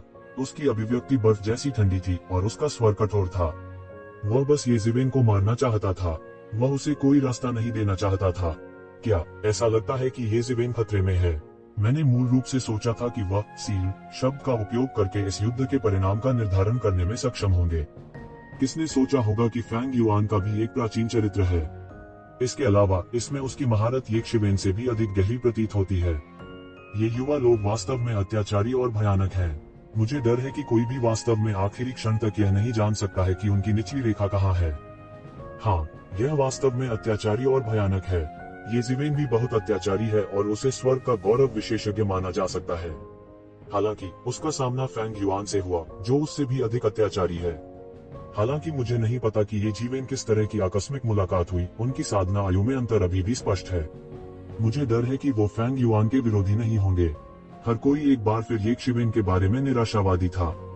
दरअसल फैंग युआन के फायर कैरेक्टर की तुलना में सील कैरेक्टरहीन लग रहा था। इसके अलावा येज़ेबेल की तुलना में फैंग युआन ने अग्नि चरित्र में लंबे समय तक महारत हासिल की होगी। सबसे महत्वपूर्ण बात यह है कि फीनिक्स जाति का जन्म आग की विशेषता के साथ हुआ था। इस छद्म डाओ रून को परिष्कृत करने में उन्हें एक अनूठा लाभ हुआ। अब मेरे लिए सब कुछ समाप्त हो जाएगा। मेरे लिए तोड़ो, मेरे लिए तोड़ो।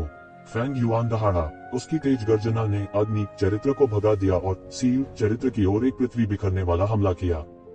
गड़गड़ाहट। अग्नि वर्ण के प्रभाव में विशाल मुहर जो पिंजरे में परिवर्तित हो चुकी थी चटकने लगी। इसने सभी को मौत के घाट उतार दिया। तथ्य यह है कि प्राचीन चरित्र पर दरारें दिखाई दे रही थी। निस्संदेह उनके लिए बहुत बड़ा आघात था। उनके लिए छद्म डाओ रून अपने आप में एक अद्वितीय दिव्य वस्तु थी जिसे देखना बहुत दुर्लभ था। उनके लिए दो छद्म डाओ रून्स की टक्कर कुछ ऐसी थी जो उन्होंने पहले कभी नहीं देखी थी। वे सोच भी नहीं सकते थे कि जब एक तरफ दरार पड़ेगी तो कैसा दृश्य होगा। यह बेकार है। मैंने पहले भी कहा है, मैं हर तरह की अवज्ञा को ठीक करने में माहिर हूँ। येज़ेबेल ने उपहास किया। उनके शरीर से प्रकाश की सुनहरी किरणें निकलती रहीं।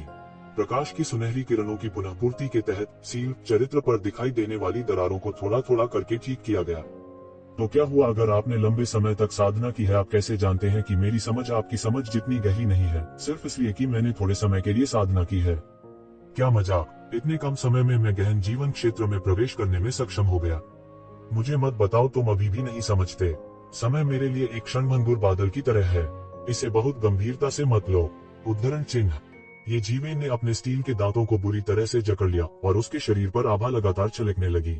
इसके अलावा यह और अधिक तीव्र हो गया। जल्द ही उसके शरीर के चारों ओर एक विशाल बवंडर बन गया और उसका पूरा शरीर उसमें लिप गया। इसे दबाओ, वह जोर से चिल्लाया। एक विशाल हाथ सीधे मौके पर पटक दिया।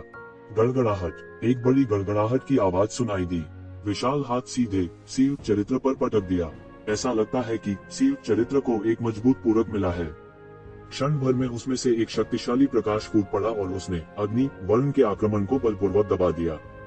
असंभव! यह कैसे संभव है? आप सील चरित्र को इस हद तक कैसे समझ सकते हैं? फैंग युआन की आंखें अविश्वास की दृष्टि से चमक उठी। इस समय वह आखिरकार थोड़ा घबरा गया। उन्होंने हमेशा सोचा था कि जीत उनकी मुट्ठी में है। अंत में येज़ेबेल के लगातार हमलों के कारण वह पीछे हटता गया। शायद येज़ेबेल उतना सरल नहीं था जितना उसने सोचा था। येज़ेबेल ने केवल उपहास किया और कोई उत्तर नहीं दिया। शायद फैंग युआन ने कभी नहीं सोचा होगा कि येज़ेबेल के शरीर के भीतर एक रहस्यमय स्थान था जो उसे मार्शल आर्ट के विभिन्न सिद्धांतों को निकालने में मदद कर सकता था। यहाँ तक इस तरह के छद्म डाओ रून को समझना आम लोगों के लिए बेहद मुश्किल होगा। हालांकि येज़ेबेल के लिए यह कुछ भी नहीं था। केवल एक चीज की उसे जरूरत थी, वह थी अनंत ऊर्जा। जहाँ तक ज़िवेन की बात है, जिसने अभी अभी प्राचीन जंगल की प्रमुख ताकतों से बड़ी रकम वसूल की थी और दानव राजा के खजाने को विरासत में मिला था, यह कहा जा सकता है कि उसके पास ऊर्जा की बिल्कुल भी कमी नहीं थी। इसलिए भले ही उन्होंने लंबे समय तक साधना नहीं की हो, लेकिन सील चरित्र के बारे में उनकी समझ उतनी उथली नहीं थी जितनी कि सभी ने सोचा था। वास्तव में यह चौंकाने वाले स्तर तक भी पहुंच सकता है। इसमें इतना अजीब क्या है? मेरे लिए उम्र का कोई मतलब नहीं है, येज़ेबेल ने बेहोश होकर कहा। अपनी पूरी ताकत से लड़ना अच्छा लगता है। मैंने बहुत लंबे समय तक अपनी पूरी ताकत से लड़ाई नहीं लड़ी है। अब मैं तुम्हें अपने और तुम्हारे बीच की वास्तविक खाई को देखने दूंगी। मैं भी तुम्हें जाने दूंगी। तुम समझती हो कि मेंगहान ने मुझे क्यों चुना और तुम्हें नहीं? येज़ेबेल की प्रभावशाली आभा तेजी से अत्याचारी बन गई। वह सभी को यह साबित करना चाहता था कि हुआ मेंगहान ने उसे गलत नहीं समझा था। इसके अलावा वह उतना असहनीय नहीं था जितना कि हर कोई सोचता था कि वह था। वह यह साबित करना चाहता था कि वह हुआ मेंग हान के योग्य था, भले ही वह महान स्वर्गीय फीनिक्स गर्ल थी। साथ ही वह उन लोगों की महत्वाकांक्षाओं को दूर करना चाहता था जिनके इरादे बुरे थे। केवल बड़ी ताकत से ही कोई वास्तव में सब कुछ दबा सकता था। येज़ेबेल के नियंत्रण में उसका सील चरित्र शून्य में एक प्रेत के रूप में घनीभूत होने लगा। यह उस वरिष्ठ का प्रेत था जिसने सील चरित्र को संघनित किया था। यह एक अद्वितीय व्यक्ति था जो आकाश को चकनाचूर करने में सक्षम प्रतीत होता था। भ्रामक आकृति अग्नि चरित्र पर बमबारी करती रही। सील के किरदार के दबाव में फायर का किरदार उदात्त होने लगा। इसके भीतर की मूल आत्मा भी जागृत हुई, आग की लपटों के एक अतुलनीय विशाल देवता में बदल गई। एक पंच और एक किक शून्य को चकनाचूर कर सकती है। येज़ेबेल के नियंत्रण में अनुपम आकृति धीरे धीरे येज़ेबेल की उपस्थिति में बदल गई। यह असाधारण रूप से जादुई था।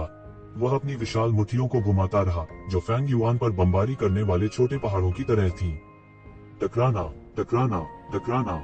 ज्वाला दैत्य येज़ेबेल का विरोधी बिल्कुल भी नहीं था। येज़ेबेल द्वारा नियंत्रित सील बिजलीघर की लगातार बमबारी के तहत विशाल ज्वाला लगातार शून्य में पीछे हट रही थी।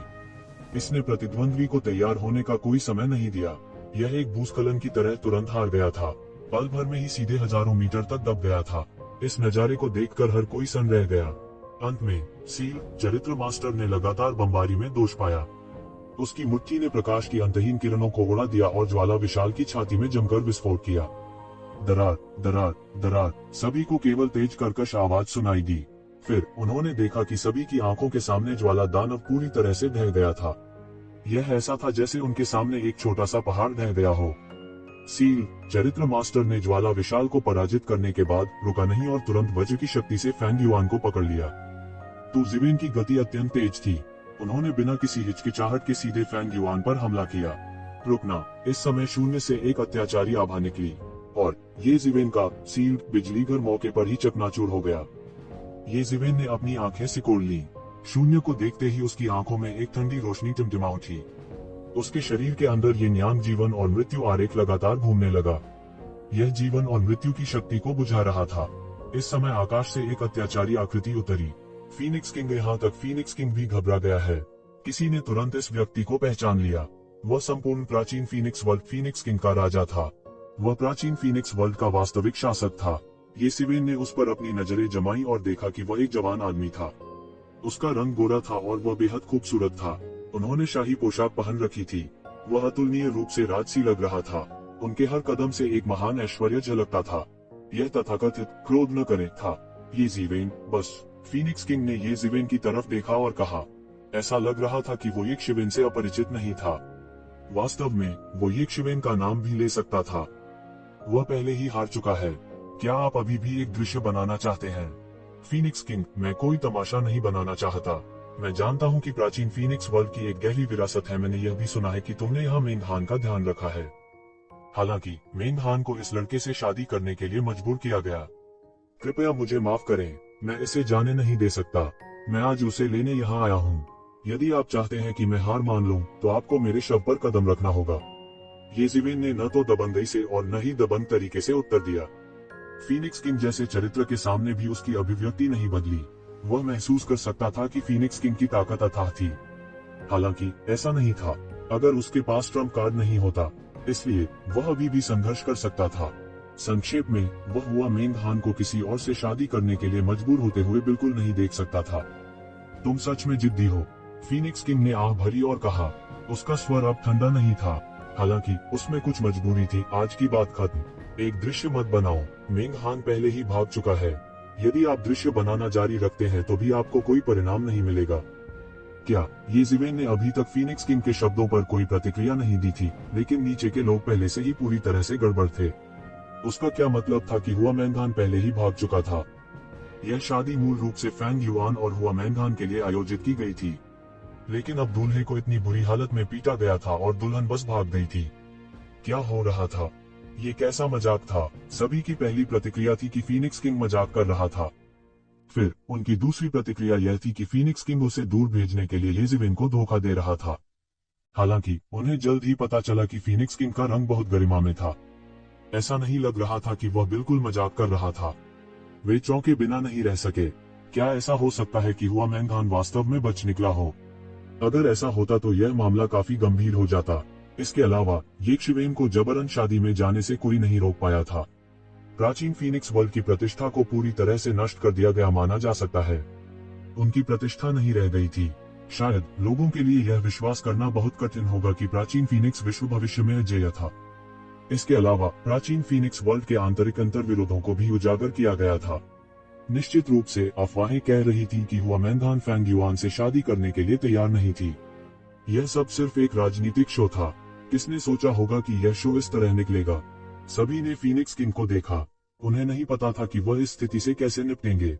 यहाँ तक ये जिवेन भी उनमें से एक थी। उसे उम्मीद नहीं थी कि अंत में ऐसा मोड़ आएगा।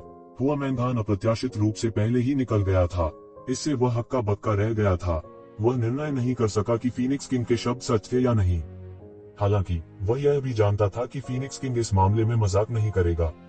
आखिरकार यदि भविष्य में इस मामले का पर्दाफाश किया जाता है तो प्राचीन फीनिक्स वर्ल्ड बहुत अधिक चेहरा नहीं खोएगा। हैरान ये जिवेन की तुलना में फैंग युआन पूरी तरह से निराश था। उसे उम्मीद नहीं थी कि हुआ मैंगान उसे स्वीकार करने से इनकार कर देगी, भले ही वह ये क्वीन से हार गया हो। उसने उम्मीद नहीं की थी कि हुआ मैंगान उसके इतना करने के बाद भी उसे स्वीकार करने से इनकार कर देगी। उसने शादी से दूर भागने का भी फैसला कर लिया था। अब उनका यहाँ रुकने का मन नहीं था, इसलिए वह कदम दर कदम विला की ओर चल पड़ा। मूल रूप से उत्सव वाला विला इस समय बहुत विडंबनापूर्ण लग रहा था। यह वास्तव में हास्यास्पद था। क्या हुआ मैंगान बच गई है? धिक्कार है। वह ऐसा कैसे कर सकती है? क्या वह जानती है कि हमारी प्राचीन फीनिक्स दुनिया पूरे स्वर्ग में हंसी का पात्र बन जाएगी? धिक्कार है। मैंने कहा है कि जो लोग हमारी जाति के नहीं हैं उनका दिल अलग होगा। इस हुआ मैंगान का पोषण नहीं किया जा सकता है। आखिरकार वह भी एक इंसान है। वह हमारी फीनिक्स जाति का सदस्य नहीं है। उद्धरण चिन्ह। फैंग युआन के विपरीत जिसने अपनी आत्मा खो दी थी, कई पुरानी प्राचीन वस्तुएं अचानक उभर हो गईं। उनके लिए प्राचीन फीनिक्स वर्ल्ड का चेहरा किसी और चीज से ज्यादा महत्वपूर्ण था। ऐसा कुछ भी नहीं था जिसे वे प्राचीन फीनिक्स दुनिया के लिए बलिदान नहीं कर सकते थे। हुआ मैंगान को इन लोगों ने फैंग युआन से शादी करने के लिए मजबूर किया था।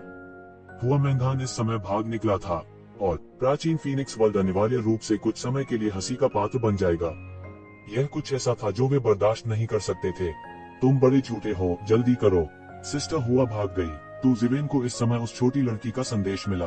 वह तुरंत समझ गया कि यह मामला सच था। हुआ मैंगान भाग निकला था। वह फूट फूट कर मुस्कुराए बिना नहीं रह सका। अगर ऐसा होता तो वह उसे मारने क्यों आता? अगर ऐसा है तो मैं अपनी छुट्टी लूंगा। ये जिवेन ने अपने हाथों को सहलाया और कहा, आप जाना चाहते हैं? आपको क्या लगता है कि आप कहाँ जा रहे हैं? इस समय विला के अंदर से एक बर्फीली चीख सुनाई दी। एक बर्फीला ठंडा बड़ा हाथ उसे पकड़ने के लिए एक शिवेन की ओर बढ़ा। फिर यह माउंट ताई की गति के साथ क्रूरता से पटक दिया। टकराना। एक अतुलनीय तेज आवाज सुनाई दी। एक भयानक टक्कर हुई और शून्य ढह गया।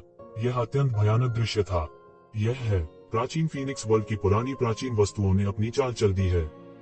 मुझे डर है कि यह मामला हाथ से निकल जाएगा। प्राचीन फीनिक्स वर्ल्ड में कई विशेषज्ञ छिपे हुए हैं। हालांकि उन्होंने अभी तक अपना कदम नहीं उठाया है। यह इसलिए है क्योंकि वे राजा ताई कान को चेहरा दे रहे हैं। वे राजा स्तर के विशेषज्ञ के साथ नहीं पढ़ना चाहते।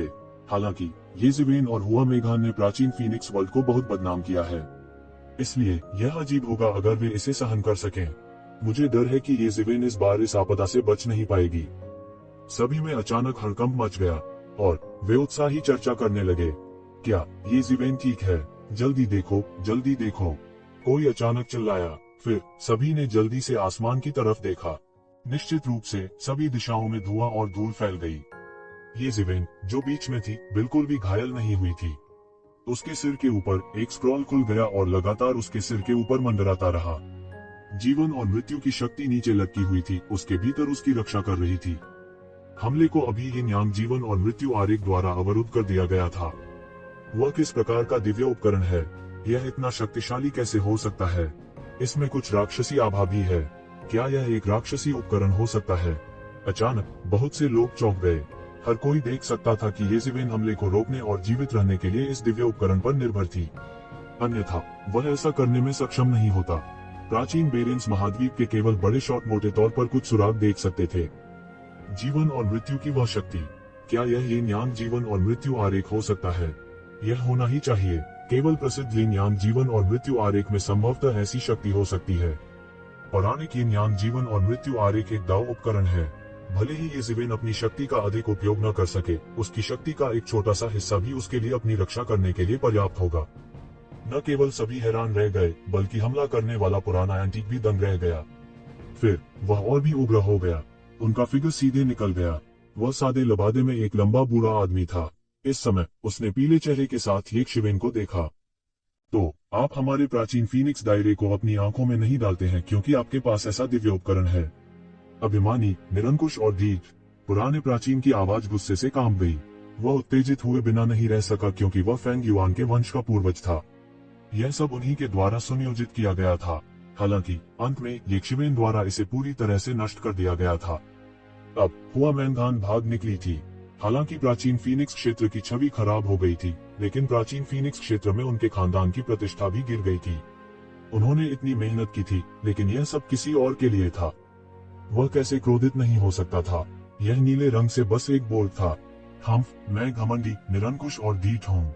अगर तुमने मैंगान को फेंग युआन से शादी करने के लिए मजबूर नहीं किया होता तो यह कैसे हो सकता था। ये जिवेन ने उपहास किया। वह रत्ती भर भी नहीं झुके। उसके सिर के ऊपर यिन यांग जीवन और मृत्यु आरेख लगातार घूम रहा था और उसने पूरी तरह से उसकी रक्षा की थी। इसका आपसे कोई लेना देना नहीं है। यह हमारे प्राचीन फीनिक्स दायरे का आंतरिक मामला है। हम आप जैसे बाहरी लोगों को इसमें दखल देने की अनुमति कैसे दे सकते हैं। क्या आपको लगता है कि आप राजा ताइकान के समर्थन के कारण इतनी बेशर्मी से काम कर सकते हैं। इसके अलावा हुआ मैंगान हमारे इतने सारे संसाधनों का उपभोग किया है। मैं नहीं जानता कि हमने उस पर कितने स्वर्गीय खजाने खर्च किए हैं। अभी हम उसकी शादी करवा रहे हैं। इसमें इतना ज्यादा क्या है। बूढ़े एंटीक ने गुस्से में ये शिवेन की तरफ देखा और कहा, किसने तुम्हें उस पर स्वर्गीय खजाने खर्च करने के लिए कहा।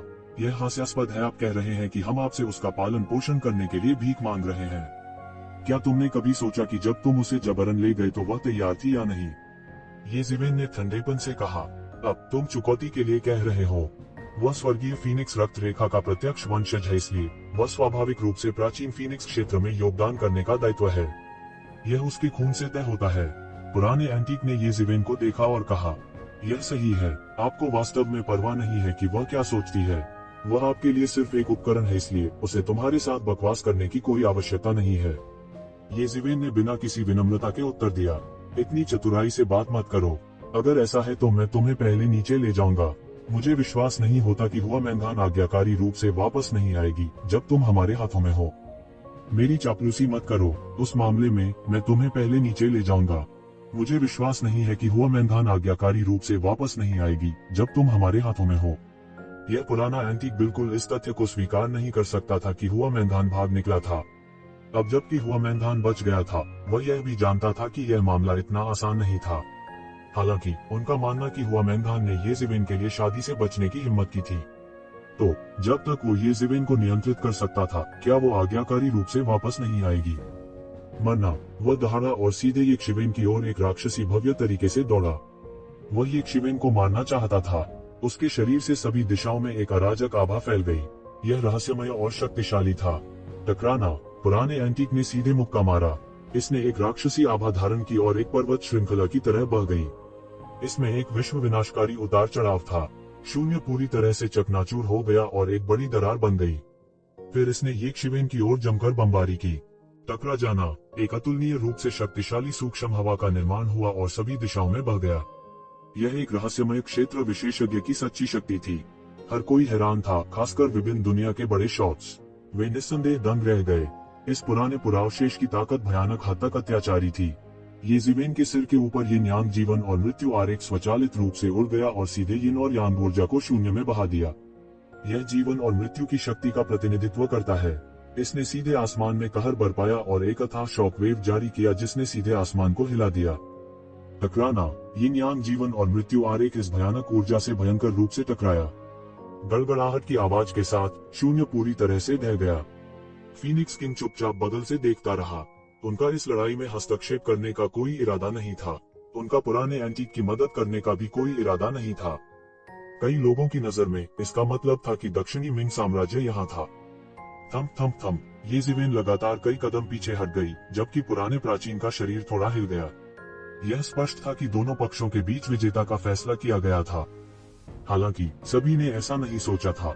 इस पुराने एंटीक की खेती कई वर्षों से की जा रही थी, जबकि यक्षिवेन केवल कुछ वर्षों से खेती कर रही थी। भले ही ये जीवेन अपने साथ संघर्ष करने के लिए यिन यांग जीवन और मृत्यु आरेख की शक्ति पर निर्भर थी, फिर भी यह सभी के लिए एक सराहनीय उपलब्धि थी। इसलिए यदि वे उसकी जगह होते तो वे भी कोशिश करना चाहेंगे। यह बेकार है। क्या आपको लगता है कि आप बाहरी ताकत पर भरोसा करके मुझसे मुकाबला कर सकते हैं? बूढ़े आदमी ने उपहास किया और यक्षिवेन की ओर एक मुक्का मारा। उसके मुक्के ने आकाश को कुचल दिया, उसकी तीक्ष्णता और जानलेवा इरादे को प्रकट किया। हर कोई अतुलनीय रूप से हैरान था। फेंग युआन का परम समर्थक और पुराने पूर्वज की ताकत इस समय पूरी तरह से प्रकट हो गई थी। उसकी युद्ध क्षमता यक्षिवेन से कहीं अधिक थी। बाहरी बल या आंतरिक बल से आपका क्या तात्पर्य है? जब तक आप अपने प्रतिद्वंद्वी को हरा सकते हैं, उतना ही काफी है। तुम इतने लंबे समय तक जीवित रहे, मुझे मत बताओ कि तुम अभी भी इस सच्चाई को नहीं समझते हो। ये जीवेन ने उपहास किया और कहा। उसने एक कदम आगे बढ़ाया और उसके शरीर पर आभा फिर से उठी।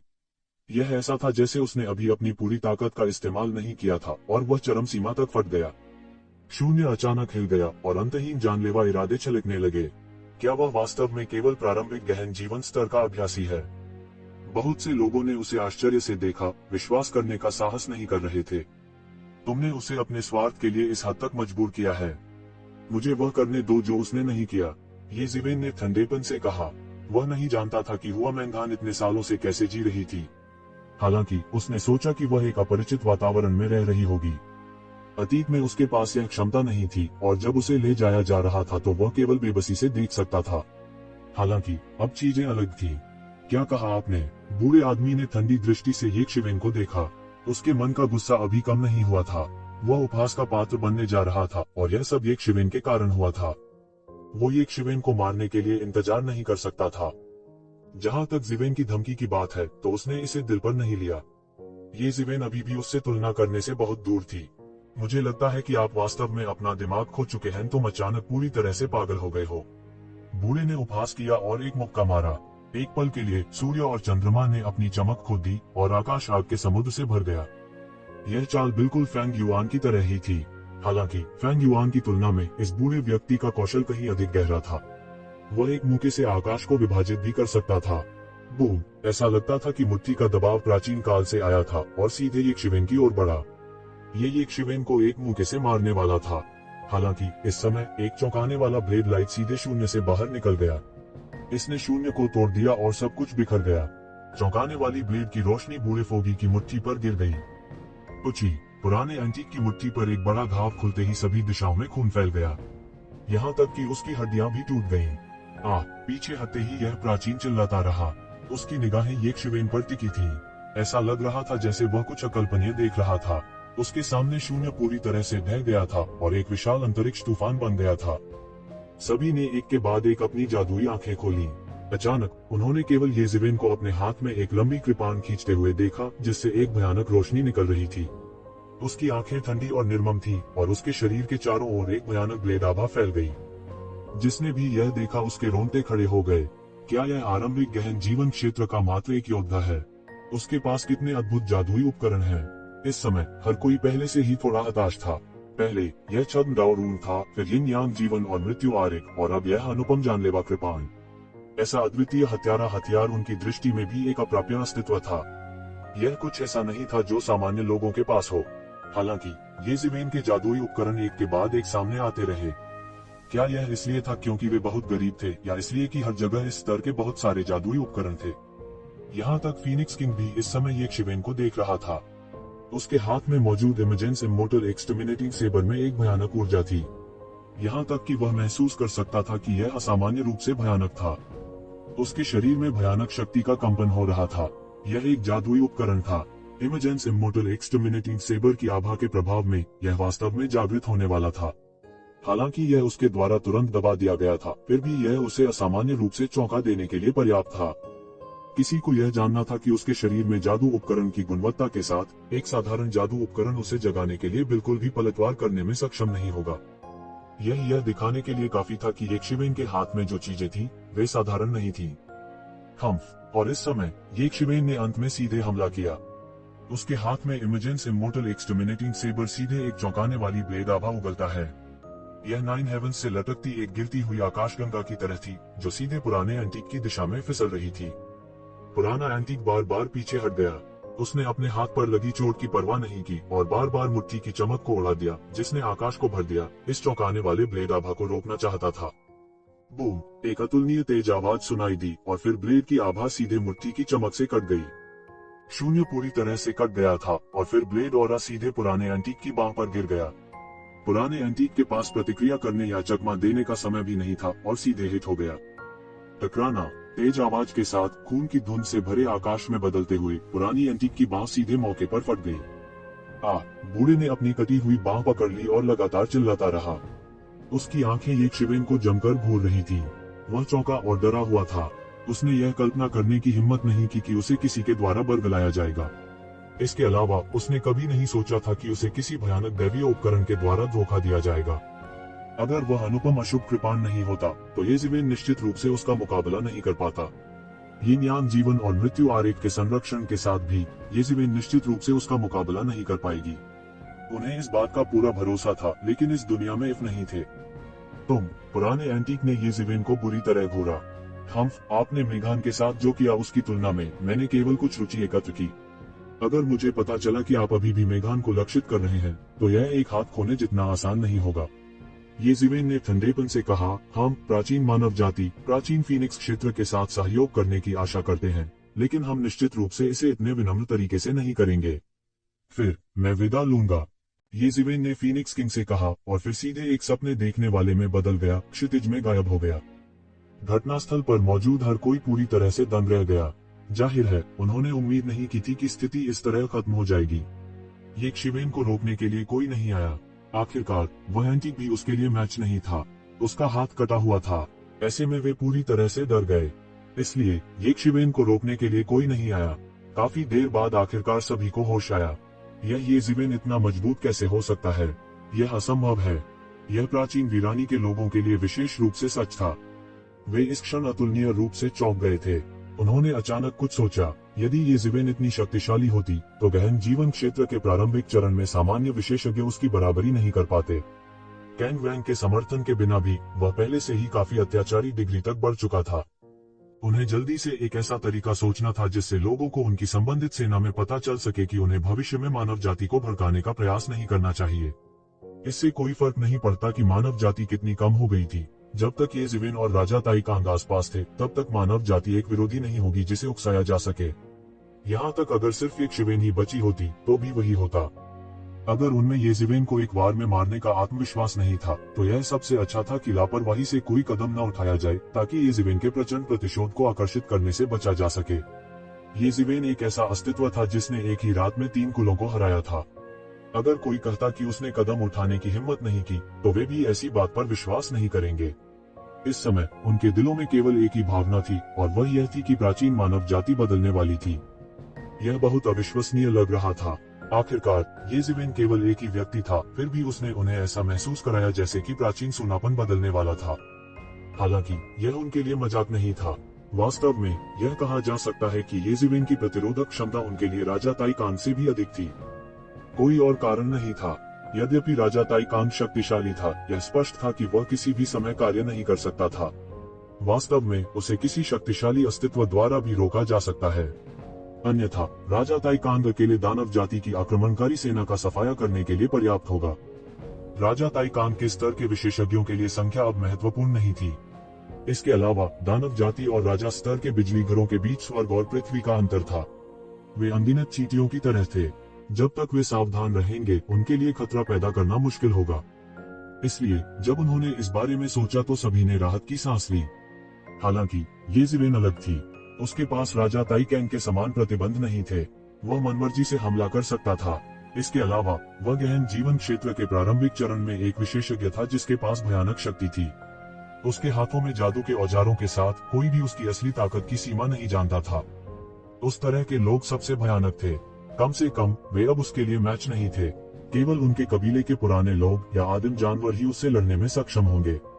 तभी उनके पास एक मौका होगा। जबकि प्राचीन उजाड़ के बड़े शॉट चर्चा कर रहे थे, फीनिक्स किंग ने भी प्रतिक्रिया व्यक्त की। हालांकि उन्होंने नाराजगी महसूस नहीं की। इसके विपरीत उसके चेहरे पर केवल एक मजाकिया भाव था। यह बच्चा वास्तव में उसके द्वारा धोखा दिया गया है, उन्होंने इसे इतने गरिमापूर्ण तरीके से कहा। वास्तव में मुझे डर है कि उसके पास अब और लड़ने की ताकत नहीं है। हालांकि मुझे नहीं पता कि वह अद्वितीय अशुभ कृपाण किस स्तर का है। मुझे लगता है कि वह उस तरह की कृपाण आभा को लगातार नहीं छोड़ सकता, नहीं तो उसे भागने की भी जरूरत नहीं होती। मुझे नहीं पता कि क्या यह करना सही है। फीनिक्स किंग ने आह भरी। वास्तव में उसने जानबूझकर यक्षिवेन को लिप्त किया था, अन्यथा येज़िवेन के पास प्राचीन फीनिक्स दुनिया में इतनी गुस्ताखी करने की क्षमता कैसे हो सकती थी। हालांकि उसे उम्मीद नहीं थी कि यक्षिवेन इतनी खूंखार हो जाएगी। वास्तव में येज़िवेन ने उसकी कल्पना और नियंत्रण को पूरी तरह से पार कर लिया था। यह उसकी अपेक्षाओं से कुछ अधिक था। हालांकि इस कार्य को पूरा करने के लिए उसके पास यक्षिवेन की ताकत पर भरोसा करने के अलावा कोई विकल्प नहीं था। फीनिक्स किंग के रूप में भी उसके लिए सब कुछ अपने दम पर तय करना असंभव था। फीनिक्स किंग ने चुपचाप अपने दिल में गणना की और जल्द ही यक्षिवेन की स्थिति का अनुमान लगा लिया। जैसी उसने उम्मीद की थी, यक्षिवेन के पास वास्तव में इस समय फिर से लड़ने की शक्ति नहीं थी। बस 2 ब्लेड के हमलों ने उसके शरीर में लगभग सभी जेन युआन को समाहित कर लिया था। वह पहले ही गहरे जीवन के दायरे में कदम रख चुका था और उसकी ताकत बहुत बढ़ गई थी। इमेजेंस इमॉर्टल एक्सटर्मिनेटिंग सेबर पर उसका नियंत्रण भी अभूतपूर्व स्तर पर पहुंच गया था।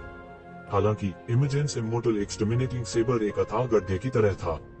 भले ही उन्होंने गहन जीवन क्षेत्र में कदम रखा था, फिर भी उनके पास इमेजेंस इमॉर्टल एक्सटर्मिनेटिंग सेबर को पूरी तरह से नियंत्रित करने का कोई तरीका नहीं था। वह अभी भी इमेजेंस इमॉर्टल एक्सटर्मिनेटिंग सेबर की वास्तविक शक्ति को उजागर करने में असमर्थ था। बस 2 बार ने उसके शरीर में लगभग सारी वास्तविक जीवन शक्ति को समाहित कर लिया था।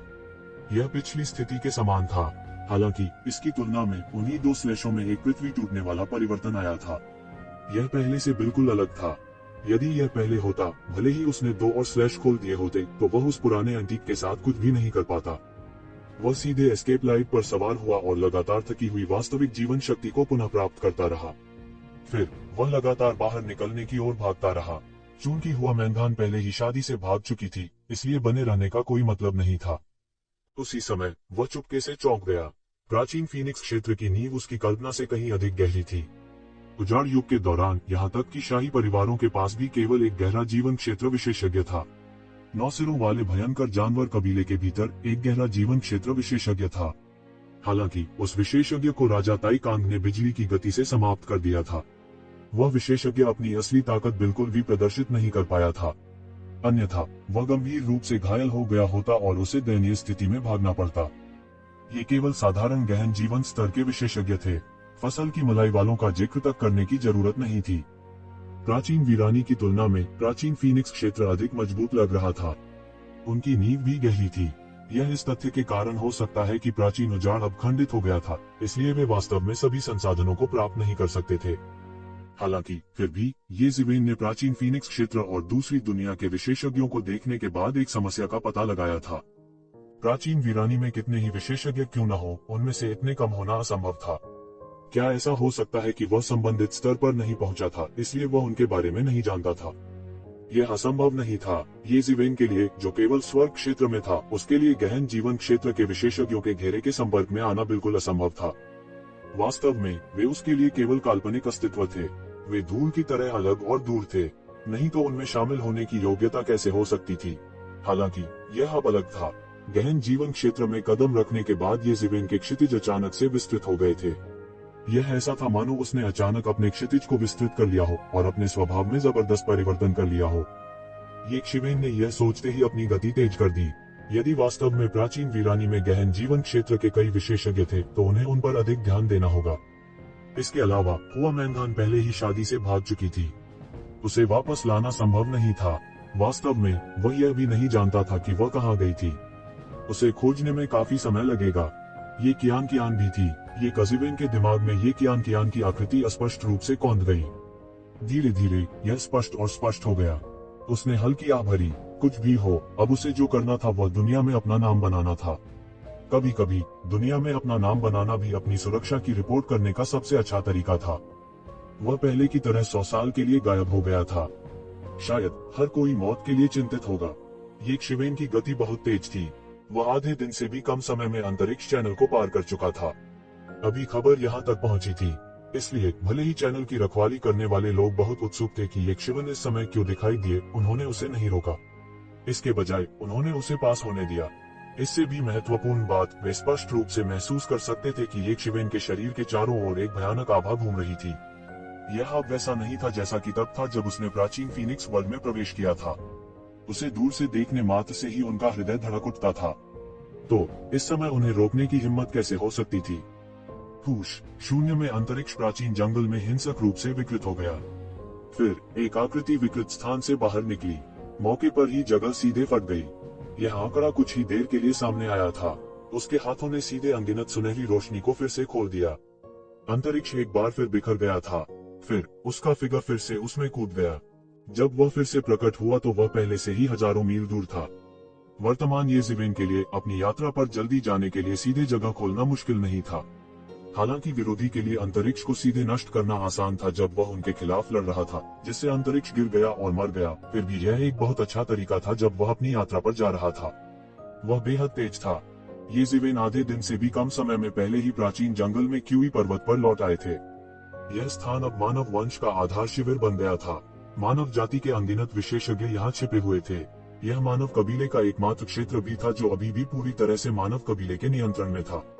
यह एकमात्र ऐसा स्थान भी था जिसकी मानव जाति के पास रक्षा करने की क्षमता थी।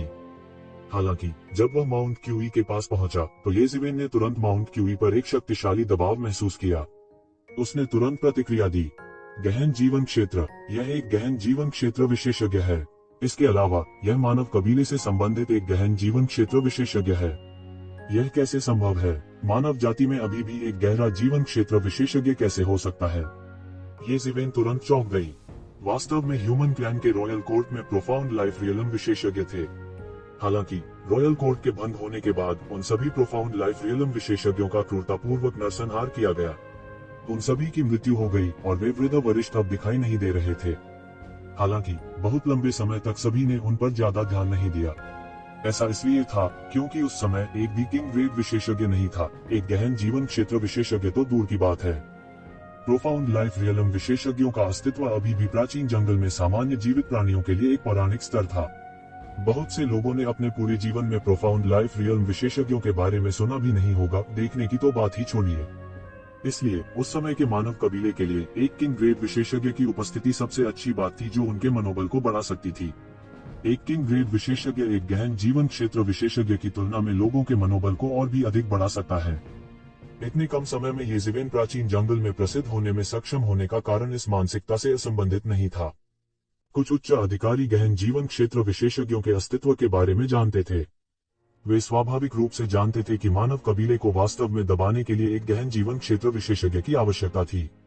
हालांकि चाहे उन्होंने कितनी भी खोज की हो, ऐसा प्रतीत नहीं होता था कि प्राचीन जंगल में मानव जाति का कोई गहरा जीवन क्षेत्र विशेषज्ञ है। अन्य जातियों के गहन जीवन क्षेत्र के विशेषज्ञ जो मानव जाति के साथ अच्छे संबंध रखते थे, वे भी इस समय भाग लेने के इच्छुक नहीं थे।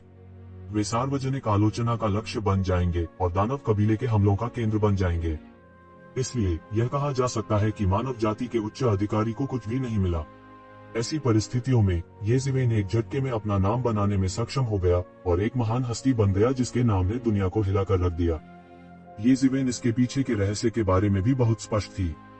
तो वास्तव में अब क्यूई पर्वत पर दबाव का मालिक कौन था? उसने देखा, माउंट क्यूई क्षेत्र में कई जीवित प्राणी और आम लोग पहले से ही काम रहे थे और एक गहन जीवन क्षेत्र विशेषज्ञ के चरणों में घुटने टेक रहे थे। आखिरकार यह कौन हो सकता है? इसके अलावा उसके लिए अपनी आभा इतनी बेशर्मी से जारी करने के लिए मुझे डर है कि उसके इरादे नेक नहीं है। येज़िवेन ने अपनी आंखें सिकोड़ ली और अपने आप में बुदबुदाया। उसे थोड़ा अजीब लगा। ऐसा नहीं था कि मानव कबीले के पास गहन जीवन क्षेत्र के विशेषज्ञ नहीं थे, लेकिन उन सभी विशेषज्ञों की शाही अदालत में मृत्यु हो गई थी। अन्य जातियों के विपरीत मानव कबीला महान एकता की स्थिति में था। यह एक बार कई मानव राजाओं द्वारा एकीकृत किया गया था, इसलिए अधिकांश विशेषज्ञ भी इंपीरियल कोर्ट में केंद्रित थे। इंपीरियल कोर्ट के पतन के साथ इन सभी विशेषज्ञों की इंपीरियल कोर्ट में मृत्यु हो गई थी। उसके बाद येज़िवेन ने किसी भी गहन जीवन क्षेत्र के विशेषज्ञ को नहीं देखा था। इस प्रकार की आभा केवल एक मानव गोत्र विशेषज्ञ की हो सकती है। लेकिन माउंट क्यूई में एक मानव कबीले विशेषज्ञ इतना अहंकारी कैसे हो सकता है? माउंट क्यूई मानव कबीले के लिए समृद्धि का स्थान था, इसलिए इसका असाधारण महत्व था। इंपीरियल कोर्ट गिरने से पहले भी कई विशेषज्ञ थे। माउंट क्यूई मानव कबीले के लिए समृद्धि का स्थान था और इसकी देखरेख करने वाले कई कुलीन और शाही कबीले भी थे। यह ऐसी जगह नहीं थी जहां आम लोग गुस्ताखी करने की हिम्मत करते। चाहे वह क्षेत्र का गहरा विशेषज्ञ ही क्यों न हो। यह सोचकर उसके पास और देर करने का मूड नहीं था और जल्दी से क्यूई पर्वत के लिए उड़ान भरी। मैं आपसे एक आखिरी बार पूछूंगा, आप ये ज़िवेन को कब सौंपेंगे? हमारा वान परिवार पीढ़ियों से मानव जाति के प्रति वफादार रहा है। मानव कबीले के लिए यह बूढ़ा व्यक्ति व्यक्तिगत रूप से जुबान वर्ल्ड गया और जुबान वर्ल्ड में संघर्ष किया। अंत में, क्या आप मेधावी अधिकारियों के वंशजों के साथ ऐसा व्यवहार करते हैं? हमारे वान परिवार की रूढ़िवादिता को नष्ट करने की तुम्हारी हिम्मत कैसे हुई? अक्षम्य, अक्षम्य, उद्धरण चिन्ह। माउंट क्यूई से एक ठंडी आवाज आई। यह एक अधेड़ उम्र के व्यक्ति की बर्फीली आवाज थी। जैसे जैसे वह बोलता गया, उसका लहजा लगातार ठंडा होता गया और उसकी भव्य आभा भी अधिक से अधिक शक्तिशाली होती गई। इस समय पूरे क्यूई पर्वत के ऊपर 3 आकृतियां ये परिवार के ऊपर ठंडेपन से खड़ी थीं। मुख्य दबाव ये परिवार की ओर निर्देशित किया गया था। लीड में शामिल शख्स की उम्र करीब 35 या 36 साल लग रही थी। उसकी आंखों में चमक थी और ऐसा लग रहा था कि उसने जीवन के उतार चढ़ाव का अनुभव किया है। लेकिन इस समय उनके चेहरे पर असामान्य रूप से ठंडा भाव था। उसका वस्त्र उसके क्रोध के साथ हवा में उड़ गया और वह भव्य आभा से भरा हुआ था। और उसके पीछे एक पुरुष और एक स्त्री का पीछा किया। वह आदमी लगभग 40 साल का था और उसकी उम्र अधेड़ थी। उसका आभामंडल मनुष्य से भी अधिक शक्तिशाली था और वह अत्यंत दबंग था। महिला की उम्र करीब 30 साल लग रही थी। उसकी त्वचा गोरी थी और वह सुंदर थी। हालांकि उसकी अभिव्यक्ति ठंडी थी क्योंकि उसने ये कबीले की दिशा में तिरस्कार के साथ देखा। भाई, मुझे नहीं लगता कि आपको उनसे कुछ कहने की जरूरत है। चूंकि ये ज़िवेन ने तुम्हारी रूढ़िवादिता को नष्ट करने का साहस किया है, तो यह बहुत सरल है। आपको ये वंश की रूढ़िवादिता को भी नष्ट करना चाहिए। वह पूरी तरह से नष्ट हो जाए। इसे आंख के बदले आंख माना जा सकता है। यह बहुत ही उचित है। उस समय 40 वर्ष का वह व्यक्ति अपने चेहरे पर उपहास का भाव लिए हुए बोला। यह ऐसा था जैसे वह चींटियों के झुंड को मारने की बात कर रहा हो और उन्होंने उनकी बिल्कुल भी परवाह नहीं की। ये ज़िवेन के अलावा ये फैन ही उनके सामने राजा स्तर का विशेषज्ञ था। वह दृढ़ता से शून्य में खड़ा था। उसके माथे पर हल्का पसीना आ रहा था, मानो वह बहुत दर्द सह रहा हो। वांग उपनाम वाले व्यक्ति की आभा मुख्य रूप से उसे दबा रही थी। वांग चोंग, मानव वंश में आपके योगदान के लिए मैं आपका सम्मान करता हूँ। आप अतीत में एक प्रसिद्ध हस्ती थे और आप वांग कबीले के कुलपति भी थे। हालांकि यह क्यूई पर्वत है। यह ऐसी जगह नहीं है जहाँ आप बुराई कर सकते हैं। ये फैन ने दांत पीसकर बड़ी मुश्किल से कहा। उसके लिए एक राजा स्तर के विशेषज्ञ के रूप में उसके लिए एक गहन दायरे के विशेषज्ञ के खिलाफ लड़ना अभी भी बहुत कठिन था, भले ही वह सिर्फ उसकी आभा ही क्यों न हो। बुराई करो। वांग परिवार ने इतने सालों तक मानव जाति के लिए इतना योगदान दिया है, लेकिन इसे ऐसे ही नष्ट कर दिया गया। तुम बस देशद्रोह हो। आप मानव जाति के खिलाफ विद्रोह करना चाहते हैं। अगर मैं आज उस ज़िवेन को नहीं मार सकता, तो वांग परिवार के पूर्वजों को देखने के लिए मेरे पास चेहरा कैसे हो सकता है? विस्मयादिबोधक चिन्ह। ये ज़िवेन की ओर देखते ही उसकी अभिव्यक्ति गंभीर हो गई। मैं बुराई कैसे कर सकता हूँ? वांग उपनाम वाले व्यक्ति वांग चोंग ने दांत पीसते हुए कहा। जब उन्होंने वांग कबीले के विनाश की खबर के बारे में सोचा, तो वह लगभग खून के आंसू रो पड़े। उसकी आंखों से खून बह रहा था और उसका दिल ऐसा महसूस हो रहा था जैसे उसे चाकू से मरोड़ा जा रहा हो। उसने कभी नहीं सोचा था कि एक दिन वांग वंश नष्ट हो जाएगा। यह नीले रंग से एक बोल्ट की तरह था, खासकर जब वह जुबान वर्ल्ड में लड़ रहा था। वांग चोंग, मुझे कितनी बार यह कहना है, मैं मूल रूप से आपके साथ सौहार्द का दिखावा नहीं करना चाहता था, लेकिन वांग कबीले ने मानव कबीले को धोखा दिया और दानव कबीले द्वारा नियंत्रित किया गया। उन्होंने रक्षात्मक रेखा खोली और दानव कबीले को रॉयल कोर्ट में योगदान दिया। आप वांग कबीले के पितामह भी थे और शाही दरबार के एक माकिस भी। मुझे लगता है कि आपको यह समझना चाहिए कि मानव जाति के लिए इसका क्या अर्थ है। अगर ये ज़िवेन नहीं होते, तो मुझे डर है कि मानव जाति विलुप्त होने के खतरे में होगी। बस इसके आधार पर वांग कबीले का विनाश बिल्कुल भी गलत नहीं है। बहुत से लोग तो उनसे हद तक नफरत करते हैं और उन्हें जिंदा चमड़ी से उधेड़ना चाहते हैं। ये फैन ने जरा भी दया न दिखाते हुए ठंडेपन से कहा। वांग कबीले के इस वरिष्ठ व्यक्ति का सामना करना जो उसे अंतहीन रूप से परेशान कर रहा था, वह पूरी तरह से क्रोधित हो गया था। मैं वांग कबीले के मानव कबीले के विश्वासघात के बारे में परवाह नहीं करता, लेकिन फिर भी यह उस लड़के पर निर्भर नहीं है जिसे ये ज़िवेन कहा जाता है कि वह उन्हें सबक सिखाए। मैं चाहता हूँ कि वह मर जाए और कोई भी उसकी रक्षा नहीं कर सकता। वांग चोंग ने ठंडेपन से कहा। वांग कबीले के पितामह के रूप में वह कैसे नहीं जान सकता था कि ऐसा करना एक जघन्य अपराध था। अगर यह कोई और होता, तो वह भी उन्हें मारने के लिए चिल्लाता, लेकिन कोई बात नहीं, वह वांग कबीले के विनाश को स्वीकार नहीं कर सकता था। इसके अलावा वह हुआन दुनिया में लड़ाई के इन सभी वर्षों को पहले ही भूल चुका था। मानव कुल की धार्मिकता और मानव कुल की सर्वोच्चता उसके दिमाग से बहुत पहले ही फीकी पड़ चुकी थी। उसके लिए वास्तव में जो महत्वपूर्ण था वह अनंत जीवन का मायावी ताव था। वांग चोंग, चूंकि यह मामला है, इसका कोई मतलब नहीं है। वान कबीले ने पहले ही मानव कबीले के साथ विश्वासघात किया है, इसलिए यह स्वाभाविक है कि उन्हें खत्म कर दिया जाए। उनके विश्वासघात के कारण अनगिनत लोगों ने अपने परिवारों को खोया है, फिर भी आप सही और गलत में अंतर नहीं कर सकते। आप में और वैंग कबीले के उन सदस्यों में क्या अंतर है जो दानव जाति के सामने झुक गए हैं? यदि आप हमें अंतहीन रूप से तंग करना जारी रखने की योजना बना रहे हैं, तो हम केवल मौत से लड़ सकते हैं। ये फैन ने दांत भींचकर कहा। यह सही है वांग चोंग, क्या आपको अभी भी यह बुरा याद है? उस समय आप अपनी पीढ़ी के नायक थे, लेकिन अब वान कबीले की खातिर आप चाहते हैं कि हम इंसान अपने हाथ और पैर काट लें। आप पहले ही गिर चुके हैं। इस समय एक बूढ़े व्यक्ति ने क्यूई पर्वत से छलांग लगाई। वह एक शिखर खगोलीय विशेषज्ञ था, वांग चोंग के समान पीढ़ी का कोई व्यक्ति। लेकिन उस समय वांग चोंग पहले से ही एक नायक थे जिनके नाम ने दुनिया को हिलाकर रख दिया था। बाद में उन्होंने हुआन वर्ल्ड में भी प्रवेश किया था। वर्तमान के लोग वांग चोंग के अतीत के बारे में ज्यादा नहीं जानते होंगे, लेकिन यह अभी भी उनके दिमाग में ज्वलन था। आखिर वह उनका जमाना था, उनकी जवानी। वांग चोंग को देखते ही वह कांप उठा। उनकी कई वर्षों की लड़ाई ने उनके शरीर पर बहुत अधिक घाव छोड़े थे।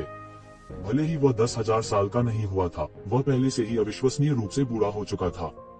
सच में अधिकांश लोग उसके जैसे ही थे। लड़ाई के वर्षों के दौरान चाहे वे किसी भी स्तर पर पहुंचे हों, वे अनिवार्य रूप से सभी प्रकार के छिपे हुए घावों के साथ रह जाएंगे। जब उनकी खेती अभी भी छलांग और सीमा से आगे बढ़ रही थी, तो ये छिपे हुए घाव ज्यादा मायने नहीं रखते थे, लेकिन जब उनकी खेती रुक जाती थी, तो ये छिपे हुए घाव फट जाते थे। हालांकि इसे 10,000 वर्ष की आयु कहा गया था, कितने लोग वास्तव में उस युग तक जीवित रह सकते थे? अधिकांश लोग 7 या 8,000 वर्षों तक जीवित रह सकते थे, और यह पहले से ही बहुत लंबा जीवन था। वांग चोंग, जो उसी पीढ़ी के थे, अभी भी अपने चरम पर थे, मध्यम आयु वर्ग के दिख रहे थे। लेकिन ये लोग पहले से ही बूढ़े थे, मानो ये दो अलग अलग युगों के लोग हों। शायद केवल वे ही इस प्रकार के डेक को सही मायने में समझ सकते थे। यह सही है वांग चोंग, इस बूढ़े आदमी ने हमेशा तुम्हें पार करने के लिए मेरा लक्ष्य बनाया है। यद्यपि तुम अपने कार्यों में अत्याचारी हो, तुम उनमें से नहीं हो जो सही गलत नहीं बता सकते। तुम्हारा अंत इस तरह कैसे हुआ? यदि ऐसा व्यक्ति उस समय वान कबीले में दिखाई दिया होता, तो आप उन्हें मारने वाले पहले व्यक्ति होते। एक और बूढ़े व्यक्ति ने माउंट क्यूई से छलांग लगाई, एक सफेद बालों वाला बूढ़ा, उत्साही और जोरदार, लेकिन अब उसका एक पैर ताबूत में था। गहन जीवन क्षेत्र से केवल एक स्तर का अंतर स्वर्ग और पृथ्वी के बीच के अंतर जैसा था। जैसे ही वे क्यूई पर्वत से बाहर निकले, अधिक से अधिक प्राचीन अस्तित्व कांपने लगे। इस समय मनुष्यों ने अंततः महसूस किया कि इतने सारे प्राचीन अस्तित्व अभी भी जीवित थे, विशेष रूप से उनके वंशज। जब उन्होंने आकाश में उन कांपती हुई आकृतियों को देखा, तो उनकी आंखों से गर्म आंसू छलक पड़े। वह थंडर कबीले का पुराना कुलपति है, जो 2 पीढ़ियों पहले का पितामह है। क्या उन्होंने नहीं कहा कि वह ध्यान में मर गया? वह अब तक जीवित कैसे हो सकता है? यह अफवाह है कि हालांकि वह किंग रैंक का नहीं है, लेकिन उसके पास किंग रैंक के विशेषज्ञों को टक्कर देने की क्षमता है। उद्धरण चिन्ह। और वह बूढ़ी औरत, क्या वह असीम स्टार पैलेस की पहली सर्वोच्च बुजुर्ग नहीं है? यह अफवाह है कि वह 1000 साल पहले मर गई थी, लेकिन वह अब भी जिंदा है। सन मून रॉयल फैमिली के 9वें बुजुर्ग भी हैं। वह उस समय के सबसे मजबूत बुजुर्ग के रूप में जाने जाते थे। उन्होंने एक बार अकेले दम पर दानव दुनिया में अपना रास्ता बना लिया और सकुशल बच गए। वह वास्तव में अपनी पीढ़ी का एक बिजली घर था, लेकिन अब वह सफेद बालों वाला हो गया है। समय वास्तव में एक कसाई का चाकू है और प्रत्येक स्लैश व्यक्ति को बूढ़ा बना देता है। जैसे जैसे अधिक से अधिक प्राचीन अस्तित्वों को पहचाना गया, हर कोई हैरान रह गया। ये लोग अतीत के सभी प्रभावशाली व्यक्ति थे।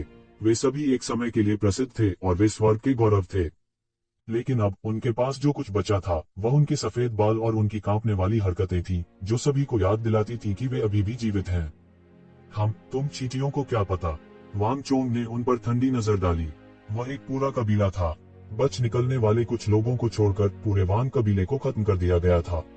सैकड़ों लाखों लोग मारे गए थे और यहाँ तक नवजात शिशुओं को भी नहीं बख्शा गया था। ये ज़िवेन इतना पागल था, और फिर भी तुम अभी भी हो उसके लिए बोल रहा हूँ। मुझे लगता है कि तुम वास्तव में बुरा हो गए हो।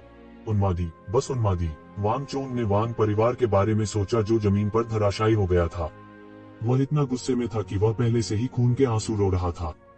उसने पहले ही क्यूई पर्वत पर सभी का वध न करके खुद को सहमित कर लिया था। पागलों की बात करते हुए वांग परिवार के पागलों की तुलना कौन कर सकता है? क्या आप जानते हैं कि वांग परिवार के विश्वासघात के कारण कितने लोगों ने अपना परिवार खोया है? वांग परिवार की मृत्यु किस लिए मायने रखती है? वान परिवार के विश्वासघात के कारण मरने वालों की संख्या दर्जनों गुना, सैकड़ों गुना अधिक है। क्या आपने कभी इन लोगों की आत्मा की पुकार सुनी है? ये फैन ने अपने दांत पीस लिए और ठंडेपन से कहा, मानव जाति को धोखा देने वालों को मरना चाहिए। आपने इस लोहे के कानून के बारे में सुना होगा, चाहे वह कोई भी हो, उन्हें मरना ही होगा। हमारी मानव जाति ने गुलामी से महिमा और समृद्धि तक चलने के लिए किस पर भरोसा किया? हम एक दूसरे की मदद करने के लिए इस तरह की दृढ़ता पर भरोसा करते हैं। किसी भी विश्वासघात के लिए बिल्कुल कोई जगह नहीं है। उद्धरण चिन्ह। इस बूढ़े आदमी के साथ महान सिद्धांतों के बारे में बात मत करो। जब यह बूढ़ा वान परिवार का पितामह था, तब ये परिवार के पूर्वज को भी इस बूढ़े व्यक्ति के सामने अपना सिर झुकाना पड़ा था। आपको क्या लगता है कि आप क्या हैं? तुम मेरे सामने शोर मचाने की हिम्मत। यह बूढ़ा आपसे ज्यादा जानता है, लेकिन इससे क्या फायदा? यह मेरे वान परिवार के खून और करोड़ों लोगों की आत्मा को नहीं धो सकता। अगर तुम आज बाहर नहीं आई, तो मैं ज्यादा से ज्यादा ये शिवेन को मार डालूंगी। लेकिन जब से तुम सब मुझे रोकने के लिए निकले हो, तो मुझे दोष मत दो। यदि आप निर्दयी हैं, तो मुझे अन्यायी होने का दोष न दें। आज मैं चाहता हूं कि क्यूई पर्वत पर खून की नदियां बहें। चूंकि मानव जाति ऐसी हो गई है, तो इसके अस्तित्व की कोई आवश्यकता नहीं है। वांग चोंग ने ठंडेपन से कहा, तुम बस उन्मादी हो। थंडर कबीले के पुराने पितामह ने वांग चोंग की ओर इशारा किया और घबराए और उत्तेजित तरीके से कहा। उसकी उंगली कांप रही थी और वह पूरी तरह से गुस्से में था। यह सही है, तुम पहले ही अपनी मानवता खो चुके हो। तुम वास्तव में माउंट क्यूई में सभी का वध करना चाहते हो। पागल, वह पहले ही पागल हो चुका है। वह अब अतीत का वांग चोंग नहीं है। उसे मार दिया जाना चाहिए। महान सरनी, मजबूत दुश्मन को मार डालो। चलो आज लड़ते हैं। भले ही खून नदी की तरह बहता हो, हम तुम्हें वह नहीं देंगे जो तुम चाहते हो। भले ही हम अपनी मौत से लड़ें, हम तुम्हें यह देखने देंगे कि मानव जाति का खून सूखा नहीं है और हमारी हड्डियां नहीं तोड़ी गईं। इस पागल और कठोर वांग चोंग के सामने मनुष्य निराश हो गए। शायद उनके पास लड़ने के अलावा और कोई चारा नहीं था। वांग चोंग, आपको इसे ध्यान से सोचना होगा। आपको यह जानना होगा कि राजा ताइकांग अभी भी जीवित हैं और अच्छी तरह से हैं। क्या तुम्हें डर नहीं है कि वह तुम्हारे विकृत कार्यों के लिए तुम्हें दंड देगा? ये फैन ने अपने दांतों को भींच लिया और उस भारी दबाव में इन शब्दों को निकाल दिया। मुझसे उस आदमी का जिक्र मत करो, वह पागल है। उस समय हमारा वान परिवार हमेशा उसके इशारे और बुलावे पर था। हमारे कितने पूर्वजों ने युद्ध के मैदान में खून से नहाया था। हा, उसके द्वारा पूरे वान परिवार को उखाड़ फेंका गया है। कितना निर्दयी। वांग चोंग दिल से हंसे और फिर एक क्रूर अभिव्यक्ति के साथ कहा, वह पागल होने की कगार पर था। यह खबर उसके लिए अचानक से एक बोल्ट की तरह थी, खासकर जब से दूसरा पक्ष राजा ताइकांग था।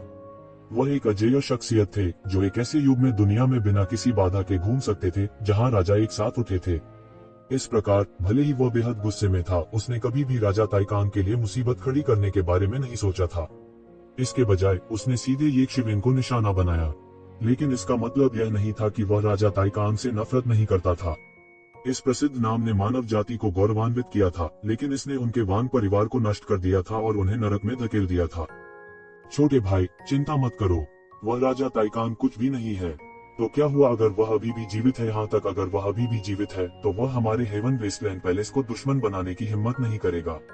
यह अब उनका जमाना नहीं रहा। ऐसी आकृति अभी भी जीवित कैसे हो सकती है? अन्यथा वह उन कई संकटों के दौरान कभी प्रकट नहीं होता जिनका मानव जाति ने तब सामना किया था। इस समय उसके 40वें या 50 के आदमी ने अपना मुंह खोला और कहा, यह सही है, हमारे हेवन वेस्टलैंड पैलेस में इसके कई रिकॉर्ड हैं। अब किंवदंतियों का युग या वह युग नहीं है जहां राजा एक साथ उठे थे। भले ही उनमें से कुछ आंकड़े बच गए हो, वे अब निर्दोष स्थिति में नहीं है। चिंता करने की बिल्कुल जरूरत नहीं है। आपको बिल्कुल चिंता करने की जरूरत नहीं है। अपने 30वें दशक की ठंडी महिला ने भी अपना मुंह खोला और कहा, इसके अलावा जो लोग हमारे स्वर्ग बंजर भूमि महल को भड़काने की हिम्मत करते हैं, तो क्या हुआ अगर वे देवता या राजा हैं? ऐसा नहीं है कि हमारे पास उन्हें मारने का साधन नहीं है। उद्धरण चिन्ह। आप वास्तव में हेवन वेस्टलैंड पैलेस से हैं। इस समय लेई कबीले के पुराने कुलपति ने कुछ सोचा था। उन्हें अचानक याद आया कि वे वास्तव में वही पौराणिक अस्तित्व थे। मैंने कभी नहीं सोचा था कि इस गिरावट वाले प्रारंभिक युग में अभी भी ऐसे लोग होंगे जो हमारे स्वर्ग बंजर भूमि महल के बारे में जानते होंगे। ऐसा लगता है कि एक लंबा इतिहास और एक गहरी नींव होना इसके लाभों के बिना नहीं है।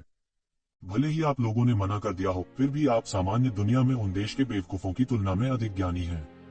अधेड़ उम्र के आदमी ने अपने होठों पर तिरस्कारपूर्ण मुस्कान के साथ ठंडेपन से कहा, यह सही है। जूनियर ब्रदर वांग पहले ही हमारे हेवन वेस्टलैंड पैलेस में शामिल हो चुके हैं और एक आधिकारिक शिष्य हैं।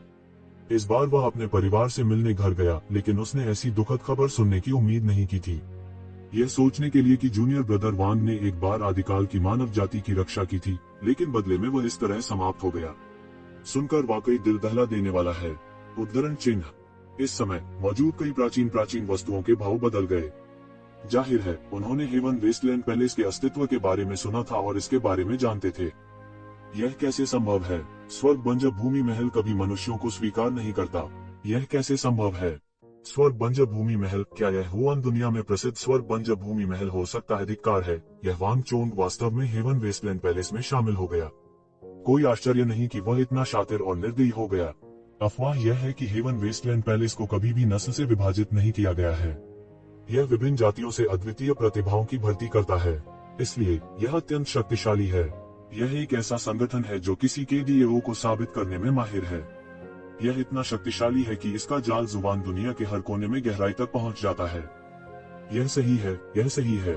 मुझे अब याद है, यह अफवाह है कि हुआन दुनिया में अनंत जीवन का रहस्य है, इसलिए हुआन क्षेत्र के कई विशेषज्ञ शाश्वत जीवन के रहस्य की खोज के लिए हुआन दुनिया में प्रवेश करते हैं।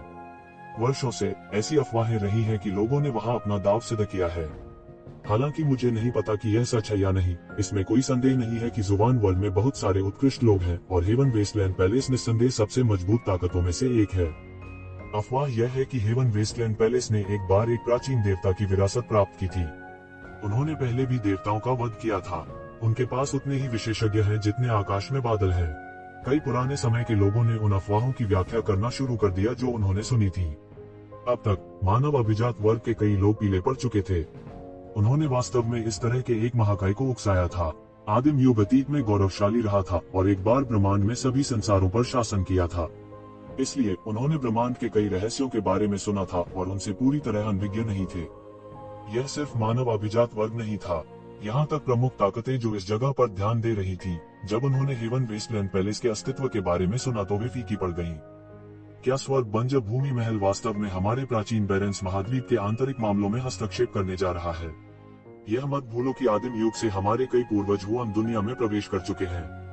यह मत सोचो कि केवल तुम्हारे वान परिवार के पूर्वज हैं हुआन दुनिया में खेती। क्या आपको लगता है कि हमारे पास कोई नहीं है? ये फैंग ने ठंडेपन से कहा। मानव जाति इतने वर्षों तक गौरवशाली रही थी। स्वाभाविक रूप से उनके पास हुआन क्षेत्र के विशेषज्ञ होंगे। पहले राजा भी होते थे। उनके पास हुआन क्षेत्र के विशेषज्ञों की कमी कैसे हो सकती है? उनमें से कुछ के अलावा जो मानव जाति की रक्षा के लिए पीछे रह गए थे, उनमें से अधिकांश पहले ही जुबान की दुनिया में प्रवेश कर चुके थे। यह सिर्फ मानव जाति नहीं थी, अन्य जातियां समान थीं। हालांकि मानव जाति अब जुबान वर्ल्ड में अपने पूर्वजों से संपर्क नहीं कर सकती थी। वे संदेश भी नहीं भेज सकते थे। कारण सरल था, जुबान वर्ल्ड में एक अत्यंत मजबूत अवरोध था। राजा अवस्था के विशेषज्ञ भी इससे पार नहीं पा सके। केवल हुआन दायरे के विशेषज्ञ ही कर सकते थे। इसलिए जब मानव जाति खतरे में थी और उसे समर्थन की आवश्यकता थी, तब भी वे हुआन वर्ल्ड से संपर्क नहीं कर सके क्योंकि सभी हुआन दायरे के विशेषज्ञ गिर गए थे। अगर ये ज़मीन नहीं होती तो मानव जाति खतरे में होती। यह सही है, हमारे पूर्वज भी जुबान वर्ल्ड में खेती कर रहे हैं। वे बहुत लंबे समय तक अहंकारी नहीं रह सकते। वांग चोंग, अगर सन मून रॉयल ट्राइब के पूर्वजों को पता है कि आपने क्या किया है, तो आप पृथ्वी के छोर तक भाग जाने पर भी बच नहीं पाएंगे। हम तो क्या हुआ? जुबान की दुनिया में मानव जाति बस एक छोटी सी ताकत है। उनके पास कोई शक्ति नहीं है। इसके अलावा स्वर्ग बंजर भूमि महल की तुलना में वे कुछ भी नहीं है। क्या वे आपकी वजह से हेवन वेस्टलैंड पैलेस के साथ युद्ध शुरू करने का साहस करेंगे? अच्छी बात है, हम उन्हें मिनटों में नष्ट कर सकते हैं और हमें अब प्राचीन संधि के बारे में चिंता करने की आवश्यकता नहीं होगी। अधेड़ उम्र के आदमी ने उपहास किया। उन्होंने स्पष्ट रूप से जोंग रुईगन की धमकी की परवाह नहीं की। वह बहुत आश्वस्त थे। स्वर्ग बंजर भूमि पैलेस, बहुत दूर मत जाओ। यह मत सोचो कि उजाड़ पुरातनता की मानव जाति को धमकाना आसान है। ये फैन ने दांत पीस लिए। आप बहुत दूर जा रहे हैं। हा, जो मुझे सबसे ज्यादा पसंद है वह है दूसरों को धमकाना। मैंने सुना है कि उजाड़ पुरातनता में कुछ दाव हथियार हैं। राजा मंच के विशेषज्ञों ने उन्हें पीछे छोड़ दिया। उन्हें अपने हाथों में रखना इतना बेकार है। अब आइए स्वर्ग बंजर भूमि महल को उन पर अपना अधिकार करने दें। हम उनका उपयोग उनकी वास्तविक शक्ति को प्रदर्शित करने के लिए कर सकते हैं। कौन जाने हम अपने पूर्वजों से कुछ सीख सकें और अमृतत्व का मार्ग पा सकें। अधेड़ उम्र का आदमी बेतहाशा हंसा। वास्तविकता पर नहीं, आशाओं के आधार पर काम न करना। तुरंत शाही परिवार के बाकी विशेषज्ञों ने उसकी ओर देखा। उन कुछ दाव हथियारों को उनके पूर्वजों ने पीछे छोड़ दिया था और उन्हें उनके कबीले का सबसे कीमती खजाना कहा जा सकता है। वे उन्हें आसानी से नहीं छूते थे। कुछ के अलावा जो शाही परिवार के हाथों में आ गए थे, उनके अपने पैतृक भूमि में अभी भी कुछ थे। यह अधेड़ व्यक्ति उनके दाव हथियारों को छीन लेना चाहता था। यह जलाओ लकड़ी को घड़े के नीचे से खींचने जैसा था। अधेड़ उम्र के आदमी ने सूंघा और कहा, इच्छाधारी सोच। हम्फ, यह मामला तुम्हारे ऊपर नहीं है। ऐसा कुछ भी नहीं है जो स्वर्ग बंजर भूमि पैलेस नहीं चाहता है। कितना अहंकारी। मैं देखना चाहता हूँ कि हेवन वेस्टलैंड पैलेस में इस तरह के अहंकारी शब्दों को कहने की क्या क्षमता है। कितना बड़ा स्वर है। मैं देखना चाहता हूँ कि आपके हेवन वेस्टलैंड पैलेस में इस तरह के अहंकारी शब्दों को कहने की किस तरह की क्षमता है। एक ठंडी चीख ध्वनि तरंगों में बदल गई जो सीधे अधेड़ उम्र के व्यक्ति की ओर कुचली गई। हम्फ, अधेड़ उम्र के आदमी की प्रतिक्रिया और भी तेज थी। एक ठंडी खर्राटे के साथ उसने अपने नथुने से हवा की लहरें बाहर निकाली और सीधे अपने शरीर के चारों ओर एक सुरक्षा कवच बना लिया जो उसकी रक्षा कर रहा था। शीत चिल्लाने से उत्पन्न ध्वनि तरंगे सीधे बिखर गईं और बिना किसी निशान के गायब हो गईं। मौत को प्रणाम करते हुए तुमने वास्तव में मुझ पर हमला करने की हिम्मत की। अधेड़ उम्र का आदमी ठंड से चिल्लाया। तभी उनके हाथ में एक लंबा भाला दिखाई दिया। यह लंबा भाला चमकीली रोशनी और छलकते रंगों से झिलमिला रहा था। लंबे भाले से एक भयावह दुष्ट आभा निकल रही थी। न जाने कितने शत्रुओं का लहू इसने पी लिया था ऐसी दुष्ट आभा पाने के लिए। उसके द्वारा मारे गए शत्रुओं की कई आत्माएं भाले की ओर आकर्षित हुई और उन्हें और भी अधिक शक्तिशाली शक्ति में पचा दिया गया। भाले से निकलने वाली ठंडी आभा ने लोगों को अपनी रीढ़ में ठंडक का एहसास कराया। भाला तुरंत आकाश में घुस गया और सीधे एक भयानक हवा की लहर को सेट कर दिया। इसका पूरा शरीर चमक उठा और भयानक शक्ति ने सीधे क्यूई पर्वत क्षेत्र में संरचनाओं को एक मजबूत खतरा महसूस कराया और वे तुरंत जीवन में आ गए।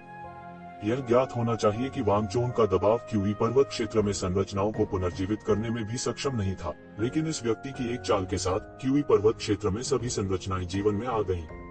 यह वाकई भयानक था। वह अकेला ही एक भगवान की तरह था जिसके पास अंतहीन जानलेवा इरादे थे। भाला सीधे शून्य की ओर इशारा करता है और भाला प्रकाश फूट पड़ता है, सब कुछ नष्ट कर देता है। कई संरचनाओं ने प्रतिक्रिया दी और ढह गई और यहाँ तक जानलेवा इरादे भी इसे रोक नहीं सके। हर कोई अतुलनीय रूप से हैरान था।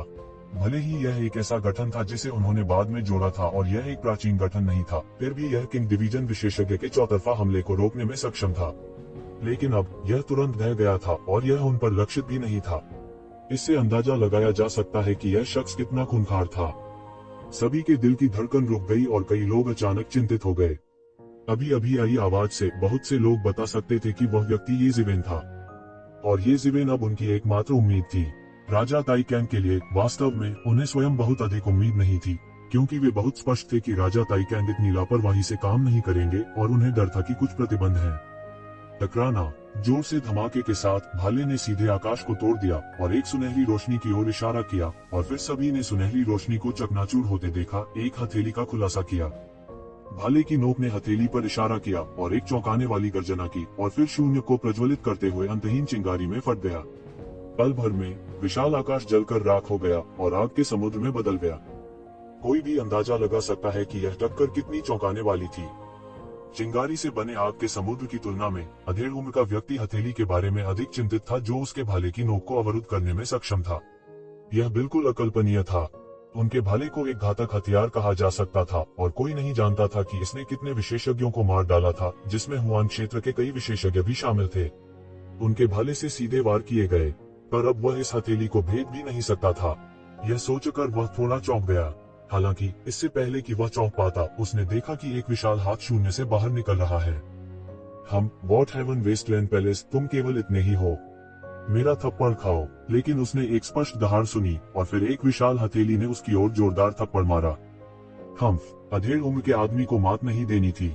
उसके शरीर पर असली युवान बढ़ गया और एक राक्षसी आभा में बदल गया जिसने आकाश को भर दिया।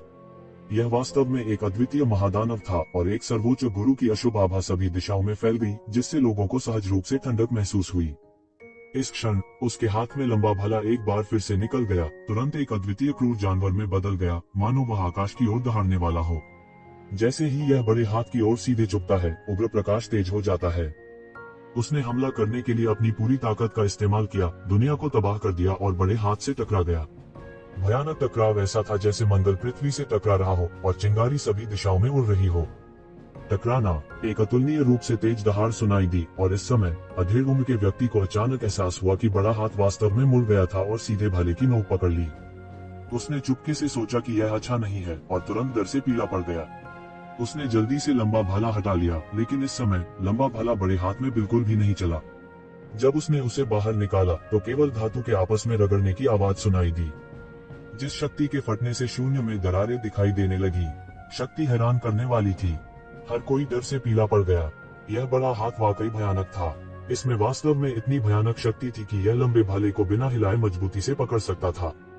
कुछ लोगों ने पहले ही अनुमान लगा लिया था कि इस भयानक बड़े हाथ के पीछे कोई अतुलनीय शारीरिक शक्ति होगी, अन्यथा भाले की नोक पर भाले की तेज रोशनी सीधे बड़े हाथ को टुकड़ों में उड़ा देती।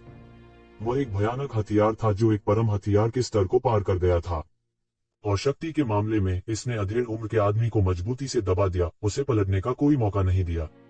बूम! शून्य में अनंत सुनहरी लहरें फैली और एक पल में आकाश एक सुनहरी दुनिया में प्रशस्त हो गया। इस सुनहरी दुनिया में विशाल आकाश में एक लंबी तलवार राक्षसी क्रूर शक्ति के साथ, इसमें वर्चस्व की एक शक्तिशाली आभा थी और यह अधेड़ उम्र के व्यक्ति की ओर दौड़ी। जानलेवा आभा ने आकाश को ढक लिया और ब्रह्मांड दो हिस्सों में बंट गया। यह स्पष्ट रूप से सिर्फ एक हथियार था, लेकिन इसने दुनिया को जीतने के लिए दुनिया में उतरने वाले एक हथियार मास्टर की भावना को दूर कर दिया। धत्तेरी की इस समय मध्यम आयु वर्ग के व्यक्ति ने अपने हाथ में लंबे भाले को खींचने के लिए संघर्ष किया, लेकिन यह एक इंच भी आगे नहीं बढ़ा क्योंकि बड़े हाथ ने भाले की नोक को पकड़ लिया। कितना भी भाला प्रकाश फूटे फिर भी वह फट नहीं सका। इतनी भयानक शक्ति वाला कोई कैसे हो सकता है, मुझे विश्वास नहीं होता। जोर की दहाड़ के साथ वह तुरंत एक भयानक क्रूर जानवर में बदल गया। वह उनका मूल शरीर था। यह खूंखार जानवर एक भयंकर बाघ की तरह दिखता था, लेकिन यह और भी भयानक था। उसके सिर पर नुकीले सींगों का एक जोड़ा था और उसकी पीठ पर अतुलनीय रूप से विशाल पंखों का एक जोड़ा था जो उसके चारों ओर था। उसने अपना बड़ा मुंह खोला और अनंत शक्ति उसके मुंह में घनीभूत हो गई। फिर यह तुरंत एक भयावह सदमे की लहर में बदल गया और भयंकर रूप से सुनहरी तलवार से टकरा गया। बूम! दुनिया हिंसक रूप से हिल रही थी। हलकों में फैली भयानक लहरें। युद्ध का इरादा पूरे आकाश में फैल गया। दोनों पक्षों के बीच लड़ाई के कारण हुई लहरों ने मानव जाति और विदेशी जाति दोनों के विशेषज्ञों के भावों को नाटकीय रूप से बदल दिया। बहुत से लोगों को सिर से पांव तक ठंडक महसूस हुई। उन्हें अपनी पीठ पर ठंडक महसूस हुई। इससे कोई फर्क नहीं पड़ता था कि वे किस जाति के थे। हर कोई पूरी तरह से चौंक गया। उन्होंने इस समय प्रतिक्रिया व्यक्त की। जो व्यक्ति आया था वह निस्संदेह एक अज़ीविन होना चाहिए। हालांकि वे कभी नहीं जानते थे कि एक शिविन के पास वास्तव में इतनी भयानक युद्ध क्षमता थी। मूल रूप से मानव जाति के लोग बहुत चिंतित थे कि ये ज़ीविन उस अधेड़ उम्र के आदमी का मुकाबला नहीं कर सकती थी जो गहन जीवन क्षेत्र में था। लेकिन अब सब कुछ उनकी उम्मीदों से पूरी तरह परे लग रहा था। गहन जीवन क्षेत्र, इस ये ज़ीविन ने वास्तव में गहन जीवन क्षेत्र में कदम रखा है। किंग डिवीजन में कदम रखे हुए उसे कितना समय हो गया है? वह फिर से छलांग और सीमा से आगे कैसे बढ़ा? बहुत से लोग चौंक गए। इस समय प्राचीन फीनिक्स क्षेत्र से समाचार आना अभी बाकी था, इसलिए वे बस यह नहीं जानते थे कि प्राचीन फीनिक्स क्षेत्र में क्या हुआ था और कैसे ये ज़ीविन ने गहन जीवन क्षेत्र में पूरी तरह से कदम रखा। उनके लिए निस्संदेह यह एक चौंकाने वाली खबर थी। मानव जाति के लिए ये ज़ीविन जिसने गहन जीवन क्षेत्र में कदम रखा था, निस्संदेह मानव जाति के लिए एक कार्डियोटोनिक था जो एक दुर्दशा में पड़ गई थी। किंग डिवीजन के विशेषज्ञ केवल सतह पर सबसे अत्याचारी विशेषज्ञ थे। जहां तक क्षेत्र की बात है तो केवल गहन क्षेत्र के विशेषज्ञ ही वास्तव में प्राचीन बेरेंस महाद्वीप के परिणाम को निर्धारित करने के लिए योग्य थे। आजकल चूंकि कम से कम लोग थे जो अपने डीएओ को साबित कर सकते थे, उनके डीएओ को साबित करने का मार्ग संकरा और संकरा हो गया। इसलिए कई लोगों ने प्रोफाउंड वर्ल्ड में अपनी किस्मत आजमाने का विकल्प चुनना शुरू किया। किंवदंती थी कि अनंत जीवन का एक रहस्य था और अपने दाव को सिद्ध करने का एक तरीका था। कोई नहीं जानता था कि यह सच था या नहीं, लेकिन इसने बड़ी संख्या में गहन दायरे के विशेषज्ञों को विभिन्न दुनियाओं से आकर्षित किया। यहाँ तक प्राचीन बेरेंस में भी बहुत कम प्रोफाउंड रियल विशेषज्ञ थे जो उस जगह की रखवाली करने के लिए पीछे रहते थे। उनमें से अधिकांश पहले से ही बहुत वृद्ध थे जब उन्होंने गहन लोक में कदम रखा। वे जानते थे कि उनके पास एक उच्च क्षेत्र में कदम रखने का कोई अवसर नहीं था। अनंत जीवन के रहस्य को खोजने की तो बात ही छोड़िए। इसलिए ये लोग अक्सर विभिन्न ताकतों और नस्लों के पुराने प्राचीन थे। ये लोग भी ऐसे लोगों का एक समूह थे जो वास्तव में प्राचीन बेरेंस महाद्वीप की स्थिति को प्रभावित कर सकते थे। अतीत में मानव जाति के लोगों का भी ऐसा ही एक समूह था। बाद में इंपीरियल कोर्ट की बलि दी गई और सभी प्रोफाउंड रियल विशेषज्ञ युद्ध में मारे गए, जिससे मानव जाति गिर गई। यहाँ तक ये फैन और येज़िवेन के किंग डिवीजन में कदम रखने के बाद भी मानव जाति की स्थिति में ज्यादा बदलाव नहीं आया। यदि यह राजा ताइकांग के लिए नहीं होता तो विभिन्न जातियां येज़िवेन को कोई चेहरा नहीं देती, न ही वे येज़िवेन को गंभीरता से लेती।